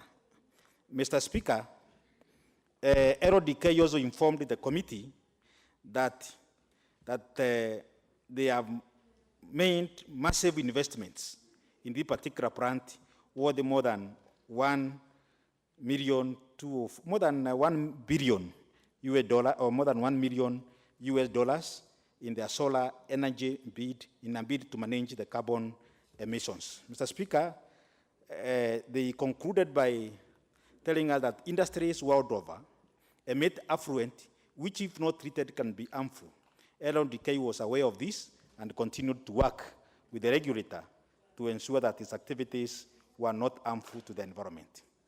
Mr. Speaker, the Committee of Environment and Natural Resource wrote a letter dated 11th April 2018 to the Minister of Lands requesting for information on the policy on change of user, the interface between the ministry and the county government in the implementation of the policy, possible solutions in the issuance of issues raised and the policy direction are the best practices to be applied for similar cases across the country. Mr. Speaker, in its response, the ministry submitted as follows: that one, on the policy of change of user, it was defined as a development application involving any alteration in the use, purpose, level of activity within any land, space and building that involves materials changes which does not conform to the existing plans and policies. Case 67 seemed to have been planned through subdivision of the mother title. In this case, Mr. Speaker, the approved plan was the basis for guiding the development within this parcel. From the record parcels number, RL numbers 128, 67, 1 to 30 seemed to have been amalgamated, then subdivided, and change of user done. Mr. Speaker, the plot allocated for industrial use included RL number 187, 67, 9 to 20, and RL number 128, 67, 20 to 30 were allocated for the residential use. No wonder, Mr. Speaker, the cause of the conflict. Mr. Speaker, the committee conducted an investigation, a visit to the area, during which it held discussion with the governor of Machakos County, who briefed the committee as follows: that there were many industries in Athi River area, London distillers being one of them. Two, that the distillery had been shut down following court order, but was later reopened under unclear circumstances. Attempts to implement the court order by the Machakos County government were thwarted or frustrated by NEMA. There too, Mr. Speaker, NEMA had been reluctant to act to implement the court orders. Number three, the county government of Machakos was concerned with the high pollution levels, which were causing the Ukambani region to have the highest cancer levels in the country due to pollution of Athi and Nairobi rivers. Mr. Speaker, number four, the governor of Machakos County also informed the committee that the committee requested that the committee could be able to help the county government by engaging NEMA and instituting measures to reduce pollution by industries and stamping the authority. And finally, the Machakos County government was planning a rezoning exercise, especially along the Mombasa Road, to capture environmental conflict between residents and industry. Mr. Speaker, during the inspection visit, which was headed by the Honorable Charles Ogondowele, the committee made the following observation: that one, the molasses tank and biogas plant was located just next to wall separating the plant from the Great War Garden Estate. The probable source of the odor that the residents were complaining about. Number two, there was a strong stench emanating from the biogas plant and the effluent treatment plant, which needed urgent measures to curb. And number three, that London Distillers Kenya Limited needed to come up with an improvement plan and technology to contain the offensive smell emanating from the operations and waste. Number four, there were many other housing estates in the vicinity other than the Great War Garden Estate. And finally, the committee lacked the technical knowledge to test samples at various points in the plant. However, the samples were collected. Mr. Speaker, however, the distillery reopened, but it was not clear whether it had met the expected conditions. There was therefore need to scrutinize the relationship between NEMA and RODK. Mr. Speaker, London Distillers Kenya Limited had been in existence for the last 30 years in Kenya, and therefore it ought to have invested in technologies that mitigate against air pollution, recycle solid waste, and escalate or institute internal self-regulation. Mr. Speaker, the committee also observed that the National Environment Management Authority, NEMA, only acted after complaints were raised by EPL and the residents. The authority needed to act proactively in order to stem environmental degradation in line with the precautionary principle in the international environmental law. Mr. Speaker, I would also like to note that this House has already received a petition of similar issues emanating from West Kenya Sugar Factory, and the committee is also seized with similar issues. So, Mr. Speaker, there is serious conflict between the industries and the residents of various areas. Mr. Speaker, the committee also observed that NEMA licensed EPL to develop a residential property in the vicinity of Iron Decay. NEMA knew or ought to have known about the potential conflict of such a decision. Because, Mr. Speaker, NEMA knew that there's an industry there in the name of London Distillers Kenya Limited, but at the same time, they also went ahead and issued license, EIA license to the developers. Hence, all this conflict. Mr. Speaker, Enderman Property Limited acquired the land adjacent to Aero Decay, fully aware that the area and the environs were zoned for industrial use. The land in which Great Wall Garden Estate by the Enderman Property Limited was situated initially belonged to London Distillers, but sold off to second parties by the Kenya Commercial Bank. The second user subsequently changed user status from industrial to residential use and subsequently sold it to Enderman Property Limited in 2015. And that is the basis on which, Mr. Speaker, the developers are arguing that when they were buying this particular property, the change of user was already done by other players. And then they are saying they're innocent because at the end of the day, they bought a property, they did their due diligence in terms of the user, and it was indicating it is residential. Mr. Speaker, the NEMA Director General produced before the committee environmental audit report, largely commissioned by Aero Decay to prove compliance of Aero Decay with the environmental standard.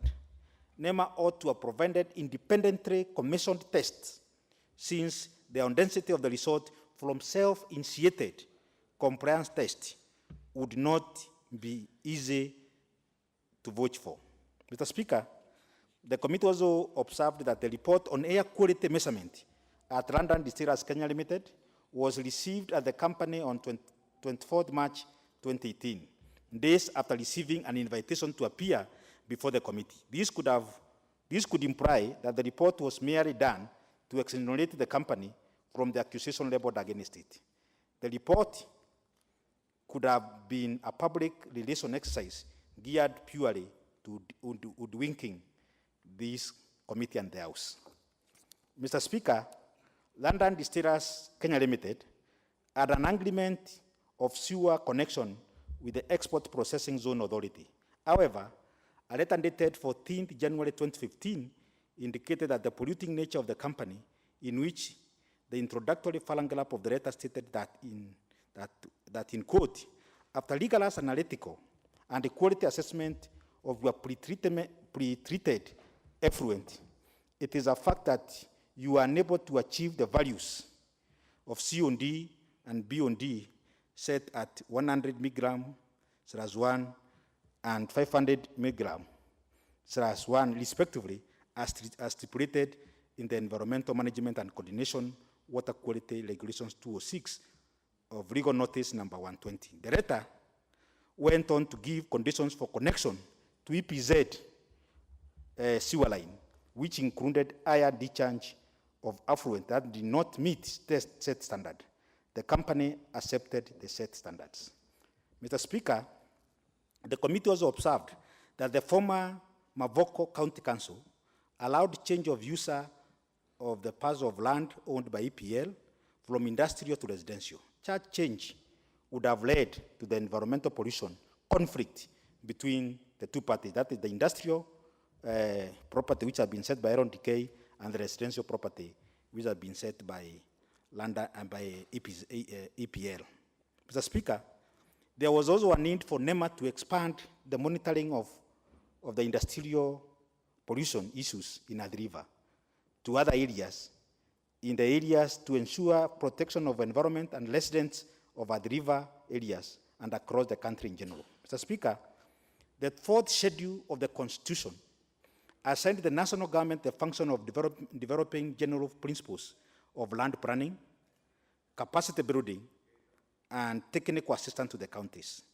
The counties have been assigned the functions of county planning and environment, which may include formulating county policy on physical planning, approving a county policy on physical planning, approving county development plans, monitoring and overseeing the planning functions. Mr. Speaker, the committee also observed there was need for counties to create a master plan for land use in the areas to avoid the mixed user of land, which in the first place generate the environmental pollution conflict.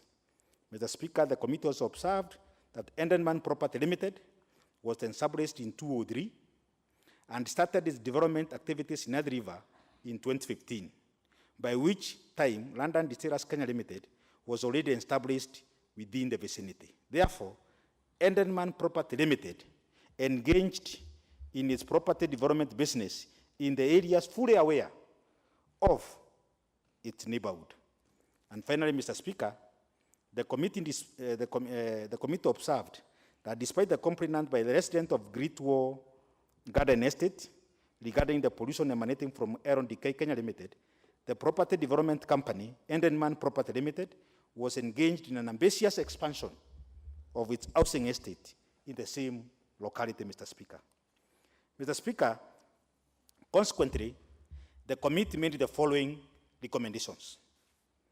One, to National Environment Management Authority, NEMA. The committee made the following observation in regard to NEMA. That NEMA should, one, ensure that London Distillers Kenya Limited,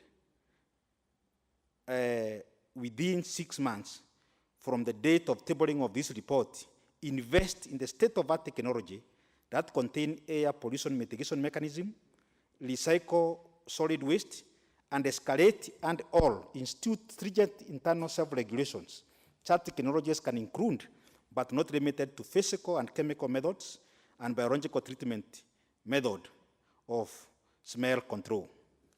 Two, that NEMA should expand the investigations. The Honorable Biuki Kareke, I didn't want to interrupt you, but you have already amended, saying that instead of tabling, it is adoption. That's what I've said, Mr. Speaker. No, you have read tabling. Mr. Speaker, I have said that NEMA should ensure that the London Distillers Kenya Limited, within 6 months from the date of adoption of this report. Very well. If that is what you've said, but I had heard differently. If that is what you said, then you are very well.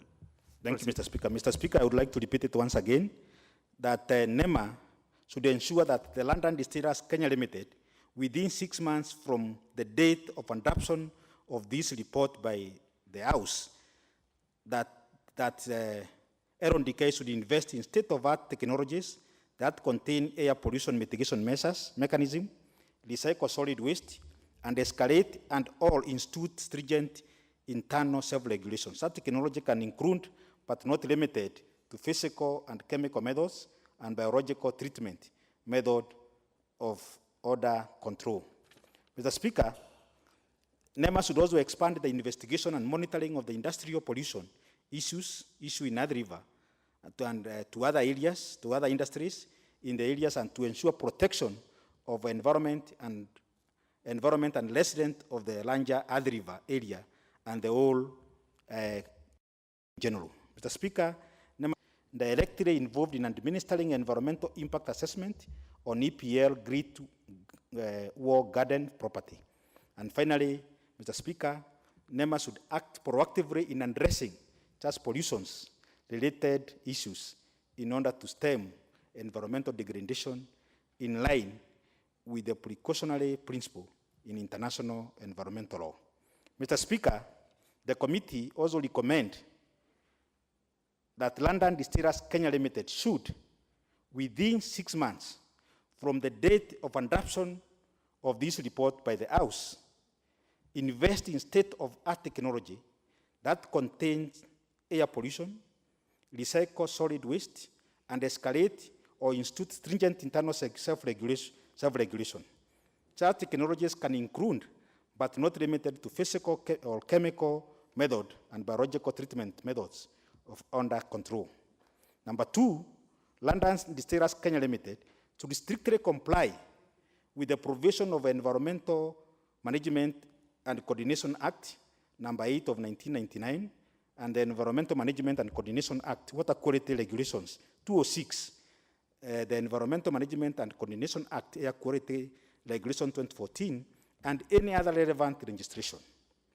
Number 3, Mr. Speaker, London Distillers Kenya Limited to design, construct, operate, and maintain structures of the highest standard that will ensure safe and healthy disposal of waste.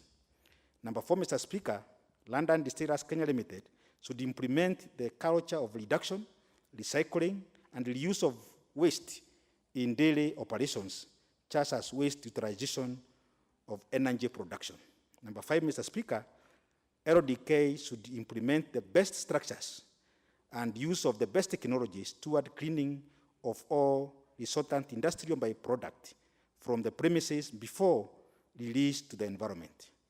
And number 6, Mr. Speaker, London Distillers Kenya Limited should implement within 6 months from the date of adoption of this report by the House of the report, adoption of the report, the procedure for assessing and reviewing the environment, health and safety policies, procedures and programs, and the impact of the industry activity. And number 7, Mr. Speaker, LDK should carry out regular and documented internal and third-party audits of the progress made toward environmental protection. Mr. Speaker, finally, the committee recommends that London Distillers Kenya Limited failure to implement the above recommendations by London Distillers Kenya Limited should be closed or be relocated to other suitable areas at the owner's cost. That is, Mr. Speaker, in case London Distillers fail to implement the recommendation 2, which I've stated there before, and in case they are adopted by this House, they should be made to close the factory or be made to relocate to other areas, Mr. Speaker, at their own cost. Number 3, Mr. Speaker, the committee recommends that Enderman Property Limited should exercise a degree of tolerance and coexistence as London Distillers Kenya Limited put in place state-of-the-art technology in environmental pollution, protection, and mitigation within the period of 6 months as directed in this report and subsequently adopted by this House. Mr. Speaker, the Ministry of Land and Fiscal Planning should intensify the capacity building activities to the counties and regularly monitor and evaluate progress to the extent of adherence to policies by the county government. Mr. Speaker, number 5, the county government of Machakos, the committee recommended that the county government of Machakos should, 1, create a master plan for land use in Ad River areas to avoid mixed user status of land, which in the first place generated the environmental pollution conflict. And number 2, Machakos County government should ascertain whether the due process was followed during the processing and approval of the applications submitted by London Distillers Kenya Limited and the Great War Estate before their construction.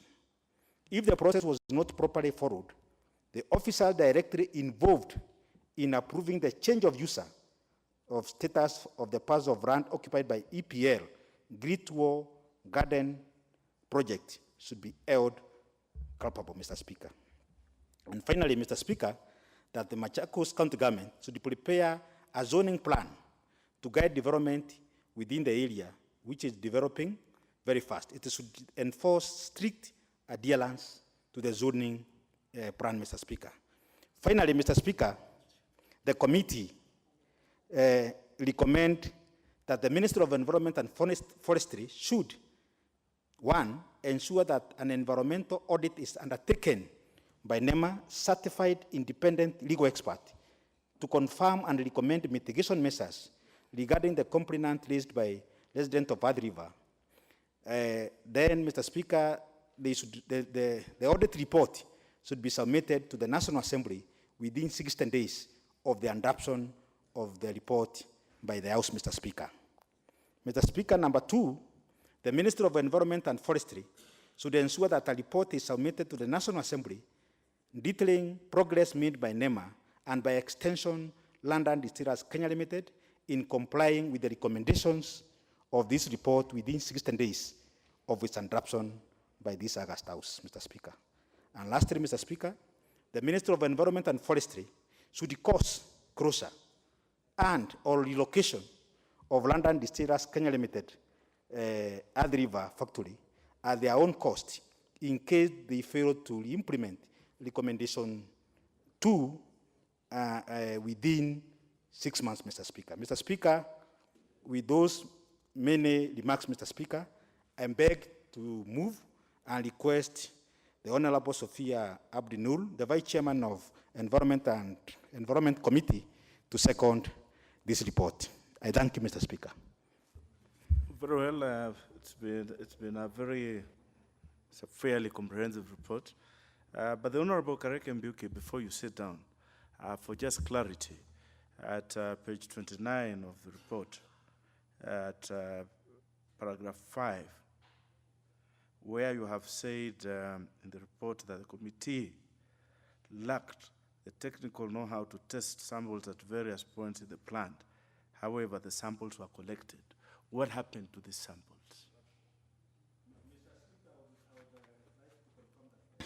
Mr. Speaker, I would like to confirm that indeed our team, headed by my brother Chachao Sokondowele, collected some samples from the premises, Mr. Speaker. And unfortunately, Mr. Speaker, due to some logistical challenges, we were unable to take it to the government chemist for testing, Mr. Speaker. That's why you are saying now, Mr. Speaker, you are recommending that indeed the Minister of Environment and Natural Resource should be able to get a lead EIA expert who can really be able to do the due diligence and report back to this particular house, Mr. Speaker. Because, Mr. Speaker, we need to appreciate some of these things.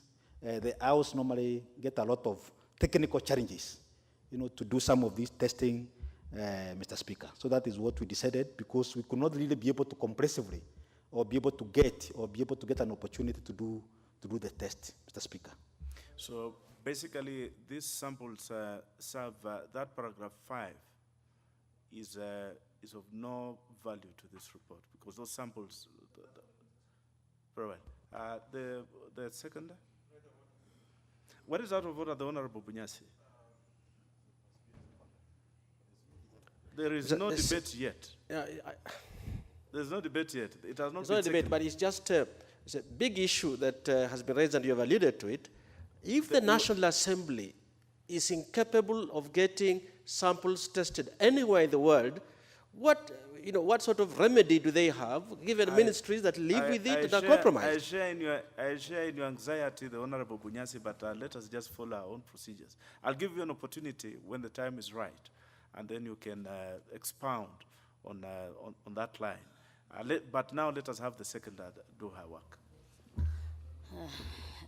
Thank you, Mr. Speaker, sir, for allowing me to second this very important report of the Departmental Committee on Environment and Natural Resources. Mr. Speaker, I want to start with the just issue that you touched on, particularly on the samples that we collected, and they were not able to be tested anywhere because we were frustrated. We felt that all the work we have invested, we have done a lot in terms, you have seen the report, the chairs moved and the kind of details that are in the report. But unfortunately, the part of testing the samples, we were not able. Having said that, Mr. Speaker, the committee on the Departmental Committee of Environment and Natural Resources undertook an inquiry into a complaint on environmental pollution by London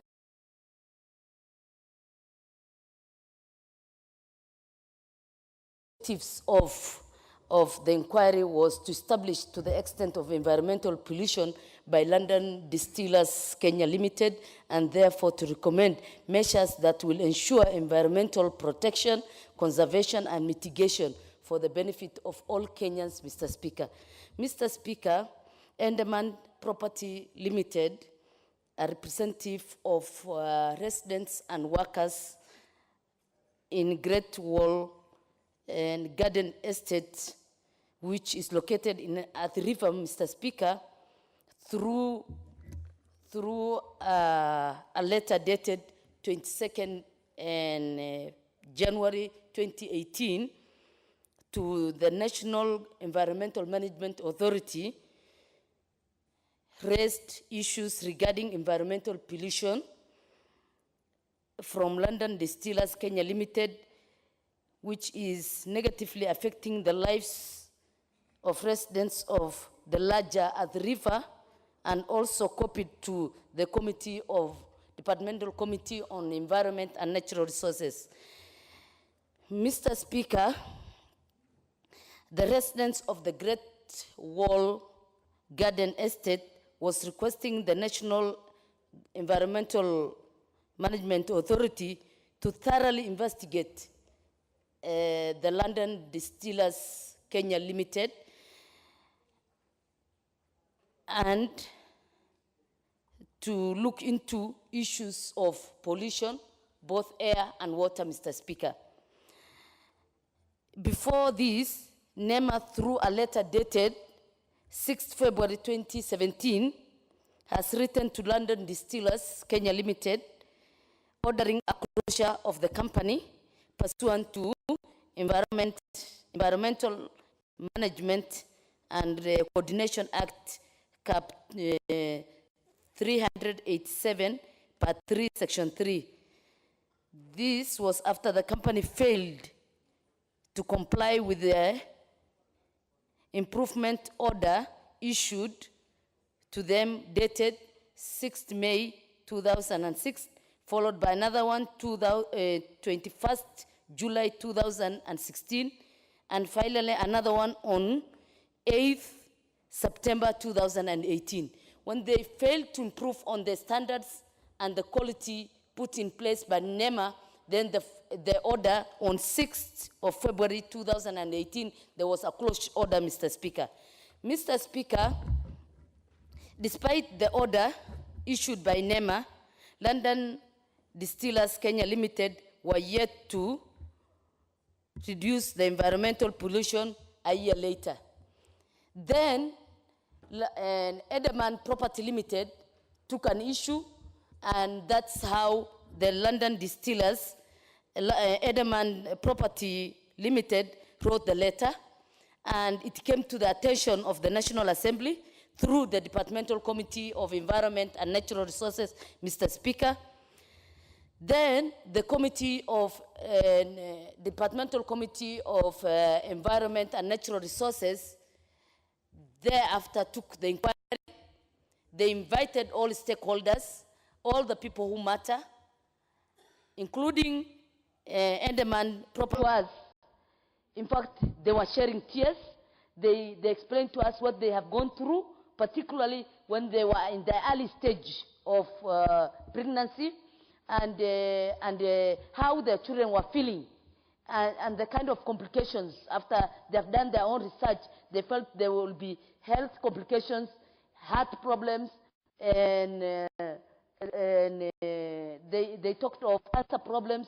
They talked of many different health complications, Mr. Speaker. Mr. Speaker,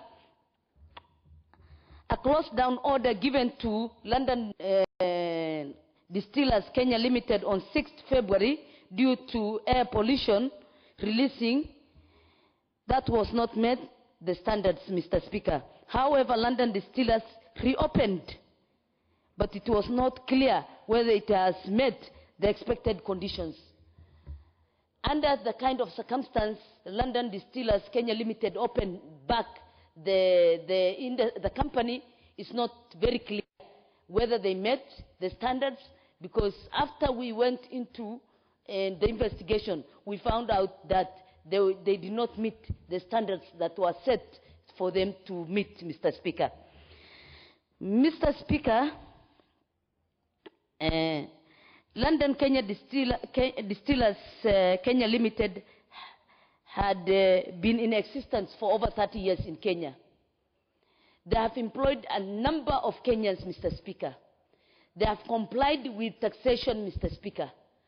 With all those goods, Mr. Speaker, there were issues that us, as members of the Departmental Committee of Environment and Natural Resources, felt that they did not meet the required standards. Yes, they give us income, but on the other hand, there have been a lot of issues, environmental related and health complication issues, Mr. Speaker. Own independent environmental audits, or do they depend on audits commissioned by the very institutions they are supposed to be auditing? And I really hope that the committee made it clear. In fact, they should have thrown that report out, because it was totally conflict of interest, if indeed NEMA believed in that particular report without undertaking its own independent audit, Mr. Speaker. And that brings me back to one concern that I have. The fact that NEMA, in the first place, did even approve the building of a residential facility or property next to LDK without even looking at the environmental concerns, because this is a company that we are told has been in business since 1986, over 30 years, Mr. Speaker. And therefore, you'd expect that, I am very sure this concern didn't just happen after this residential property was built. It must be a concern that was there even before, except that NEMA did not take it seriously. And then they go ahead and approve a residential property right next to LDK without taking the relevant measures to ensure that LDK meets certain environmental standards and conditions for the sake of the residents of that estate, Mr. Speaker. And therefore, it worries, because we have seen, in the last couple of months, we have seen buildings coming down because they are built on riparian land, they are built in the wrong place, and NEMA officials, the same NEMA, approved the building of those, construction of those buildings in those areas. So it means that NEMA itself needs a thorough audit. NEMA itself needs to self-search and change on the way they do business as an institution, Mr. Speaker. Because it means that then very many industrial companies in this city and elsewhere are getting away with pollution on a day-to-day basis. So I would like, in fact, this committee to go a step further and not just deal with LDK, because LDK, there was a petition that came, or whatever it was. I think we need to have this committee do a thorough audit of what NEMA is doing with all other industrial companies and factories that we have, not just in Nairobi, but elsewhere. Because there's a lot of pollution in this country, and it goes completely undeterred. Nobody bothers to sort it. That means NEMA officials have either closed their eyes, they've turned a blind eye on this, and they are doing nothing about it. And I hope that this committee can have the capacity to be able to do, even if, not on a large scale, a few companies, especially those that deal with chemicals, just to know what are they doing to ensure that they protect the environment. It worries that we'd have a situation where there's pollution that is even affecting pregnant mothers. And if it is affecting pregnant mothers, it is certainly affecting the children born there. It is also affecting the grown-ups living there. So it is an environmental hazard and a health hazard to the people living in the area. So I really hope that this committee will go further, will do beyond LDK. We'll have we'll do some thorough work on these major industrial companies that we have in the country. Mr. Speaker, the committee has come up with very important recommendations. And they have given both NEMA and LDK 6 months for them to be able. We also say that it is important that we start encouraging and raising awareness on the current technological technology that is available today, that many countries, many institutions are using to ensure that they reduce carbon emissions, to ensure that they do not pollute the environment, to ensure that they manage waste, solid waste, Mr. Speaker. And I hope that this can be taken up seriously, and I even hope that we can even begin to even give tax cuts on those factories that actually come up with high standards of pollution management, high standards of solid waste management, so that we can have a way of motivating factories, industries, to come up with the latest technologies to ensure that they have a way of coming up with clean business, Mr. Speaker. I hope that the committee can find it necessary to bring, even if there are legal changes, the legal legislative measures that we can take up, so that we can really enforce this legislation. We can really ensure we close the taps, we fill the gaps that may be existent right now in the environmental laws, just to make sure that people adhere to these rules. Mr. Speaker, you know, the other day we banned plastics. But I was very surprised when I went back home in the village and was actually told that these plastics are still available, only at very high costs. So it means that sometimes we do also have legislation that is not being followed, and this committee has quite some work on their hands to do, and we will support them in whatever way to ensure that they do their work and ensure that they put energy, they add onto the voices of government, of the executive, of environmental conservationists in ensuring we protect our environment, Mr. Speaker. With those few remarks, I beg to support. Very well put. And I hear you to say that life can never be bought in shillings, kopecks, rubles, or whatever it is, currency that these investors in this factory want to tell us that they are paying taxes in terms of billions of shillings. Billions of shillings can never replace a single life of a Kenyan, and they must understand that. We shall have the Honorable Tayari Benjamin make the next contribution.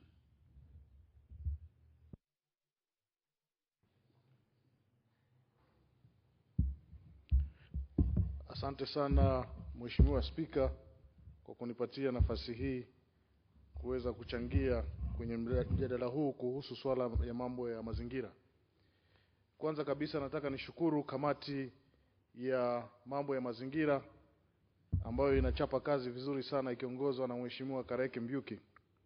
Nikisema hivyo ni kwamba tuliona waliingilia masuala ya manyumba ambayo yamejengwa kwenye mito, na tukaona yule simba wa rangi ya kijani kibichi akaanza kuporomosha manyumba hapa Nairobi.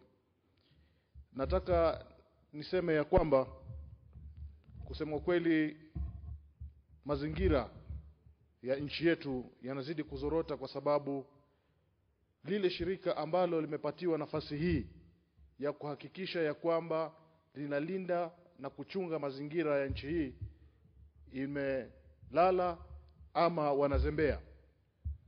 Shirika la NEMA, ukiangalia katika ripoti hii ambayo imeletwa hapa leo na kamati hii ya mazingira, inaonyesha ya kwamba ingelikuwa imefunga hii kampuni kitambo sana, hata si kwa sababu ya hii ripoti.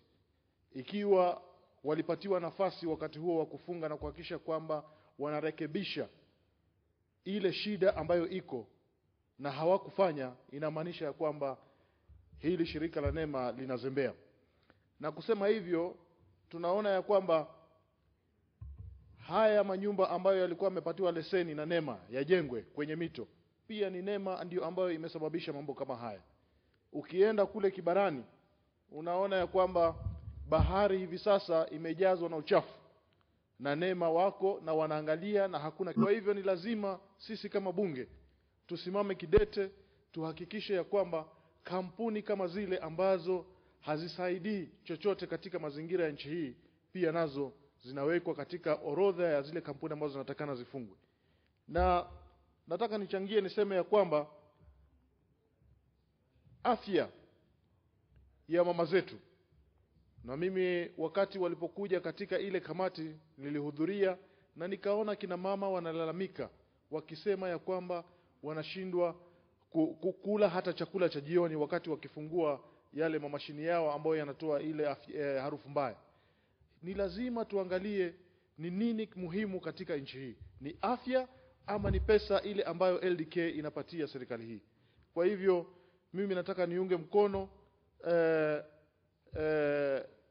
kamati hii katika wazo hili ambalo wameleta na mapendekezo yote ambayo yamewekwa katika ripoti hii bunge iunge mkono, na yale mabadiliko ambayo yatafanywa kuhakikisha kwamba NEMA pia wanawekwa katika ile orodha ambao wale ndio ambao wanafanya makosa ya kuona ya kwamba mambo kama haya yanazidi kuendelea, pia nayo yabadilishwe ili tuhakikisha kwamba tunaweka nafasi nzuri katika serikali yetu na jamii yetu ya Kenya. Na kwa hayo machache na unga mkono ripoti hii, na asante sana Mheshimiwa Spika kwa muda huu. Asante. Very well. The Honorable Emmanuel Rakan, member for Turkana. Thank you, Honorable Speaker, for giving me this chance to support this report from the the Committee on Environment and Natural Resources. Honorable Speaker, I would like to thank the committee with its chairman for the good work they have done. It is indeed the government's responsibility to ensure safety, good health of its citizens, protection of the environment, safe habitat for its citizens. Honorable Speaker, we know air pollution, the dangers it poses. It has far-reaching effects, destroying the ecosystems actually for ages, for years to come. Each pollutant, particularly the nitrogenous pollutants emitted directly or indirectly, really affects human health.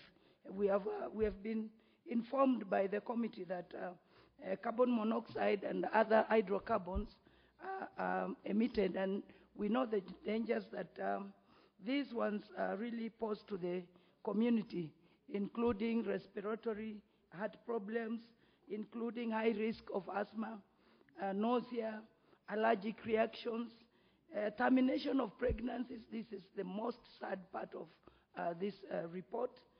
It's touching.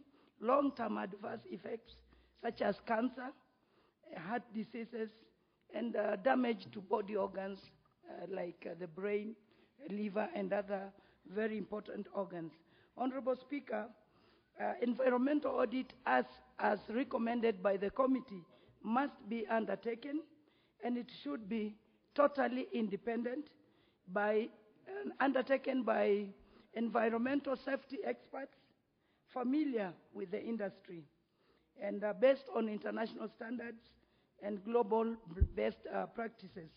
Honorable Speaker, I urge this committee to give notice to all, not just the London distillers, but all players in the industrial sector, including the extractive industries, oil and gas, other investors, manufacturers, that environmental and social impact assessments are mandatory, and the resultant recommendations must be undertaken and enforced by NEMA.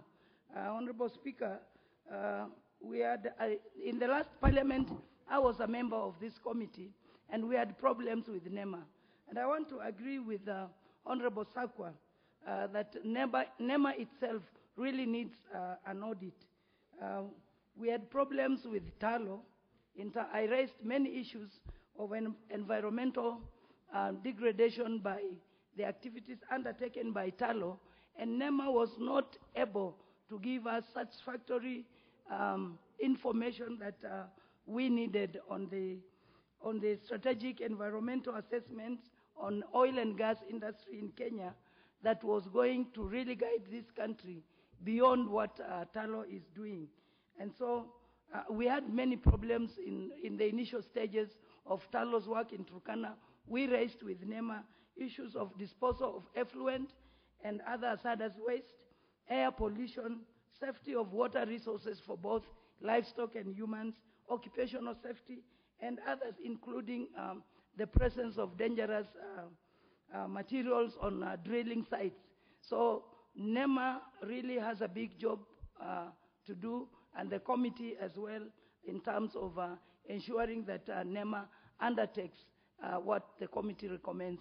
Thank you, Honorable Speaker. I support the report. The Honorable Chepkoech Joyce, member for Bomet. Thank you very much, Honorable Speaker. I rise to support the Committee on Environmental and Natural Resources. I must congratulate them for the wonderful research that they have done and the report that they have tabled in this House. I also want to thank them because when you go through the report, you find that they made their efforts in terms of coming across with all the stakeholders. And I want to say that indeed they did a wonderful job. And I want to say congratulations to the committee. And Honorable Speaker, I want to support this report, Honorable Speaker, that indeed, despite the fact that the London distillers, having been in the industrial zones since 1986, as it has been indicated in the report, I want to say it is also the duty, and even I have checked in their mission and vision, that they are in their mission that it is built around people who are most valuable assets. And I want to say, Honorable Speaker, that though that is part of their mission, I want to say and to confirm to this House that is indeed they are not putting it into action. The reason why I'm saying this, Honorable Speaker, is because I've gone through the report. I've seen a number of issues that have been raised by the members of the public. I've seen a number of issues that have also been raised by the same institution or the organization, and to an extent that they are also alleging that there is no effects with the pollution in the said organization. And I want to say, Honorable Speaker, the reason why I want to believe that NEMA is not working or even putting force in terms of the mess that they are bringing, this organization is bringing, is because the said organization believes that it is true they are not causing any harm, yet the residents, which I also want to confirm, Honorable Speaker, which I want to confirm that indeed there is a mistake. The mistake is or was caused by the change of user that was done by the local authorities. I want to say that, Honorable Speaker, it happened that one time I was a member of the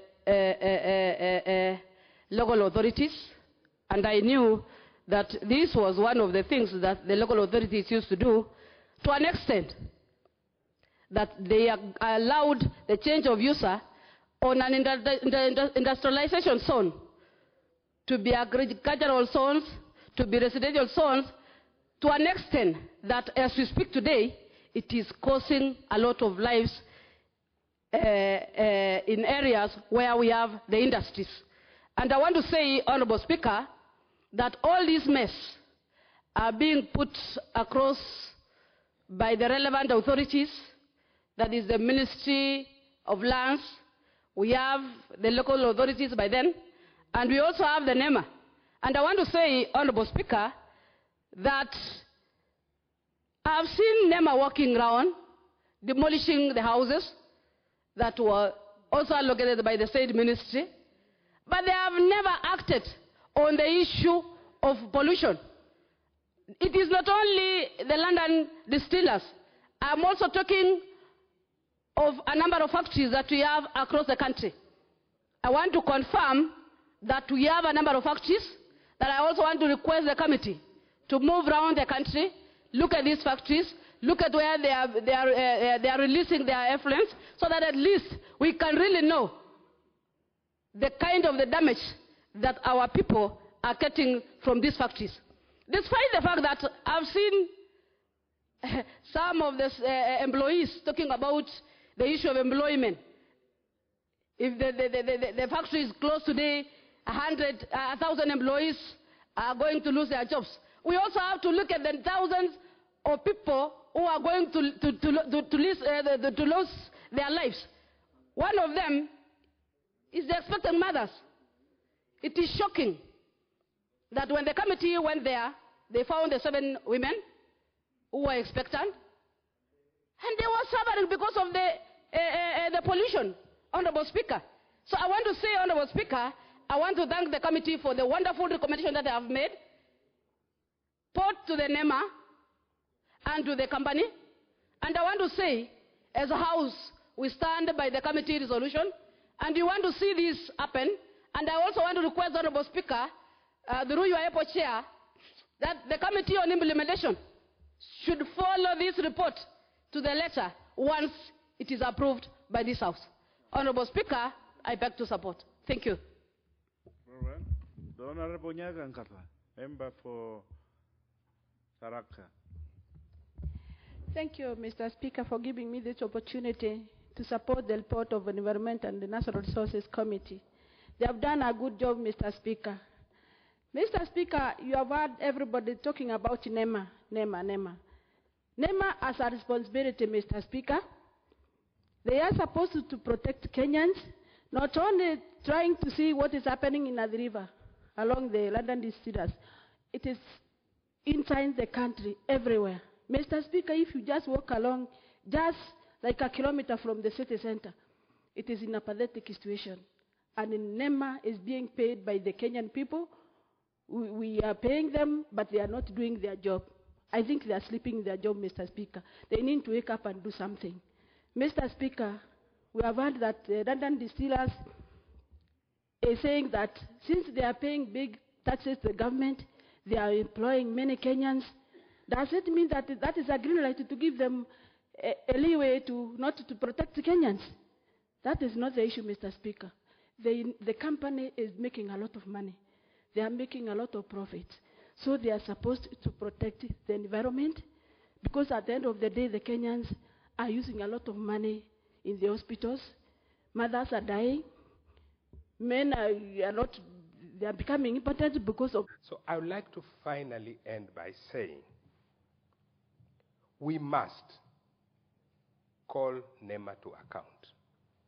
And we must, if need be, and again, I'll throw this to the committee, if need be, maybe they can come up with the amendments or restructuring, or whatever way you want to call it, of this thing called NEMA, or this animal called NEMA, so that it can do the job it was meant to do and not be... Sometimes when you read these reports, you think they were a gatekeeper to this company, Mr. Speaker. Mr. Speaker, again, there is an issue that is going on in this country, and we seem to be closing our eyes and ears. Again, I'd like to ask the committee to really look into this issue of coal. We are having coal. We hear we are going to start. Let us not allow, even if it's a question of profits, even if it's a question of whatever, because of environmental issues, let us not, for God's sake, allow coal to be mined in this country. And let's listen to the experts telling us that it will bring more harm than good. Again, I throw that to the committee. And Mr. Speaker, the chairman of the committee is able, I'm sure, to be able to tackle this issue of coal. I want to ask you, my friend, that we look into it on a very serious note. As we look at this whole issue of NEMA and this whole issue of environment in this country. Finally, Mr. Speaker, I want to say that I support the report, and we hope and pray that it will be implemented in its totality. Thank you, Mr. Speaker. The Honorable Gishimu, member for Gishugu. Thank you, Mr. Speaker, for that opportunity to contribute to this motion on the report of the Committee on Environment. Mr. Speaker, matters environment are matters of national and great importance. And what I'm gathering is that there are some the Honorable Gishimu, just hold on. I noticed there's an intervention by the Honorable. Very well. Very well. I think she just wanted to catch the attention. Very well. Proceed, the Honorable. Thank you, Mr. Speaker. Let me proceed. And I had just indicated that matters on environment are very, very important matters for this nation. Actually, everything in this nation and in the whole world revolves around the environment. And when we see situations like has been presented by the Committee on Environment, and the committee which has done a commendable job, we as citizens have a reason to get worried. And it is for that reason I would say that environmental pollution, and where particularly it affects the lives of the people of this nation, should attract very high penalties. And I believe it is the high time we should be amending the National Environment and Coordination. Take it in the legal sense that where there are two equities, the first in times should prevail. And since Edenman Properties Limited found LDK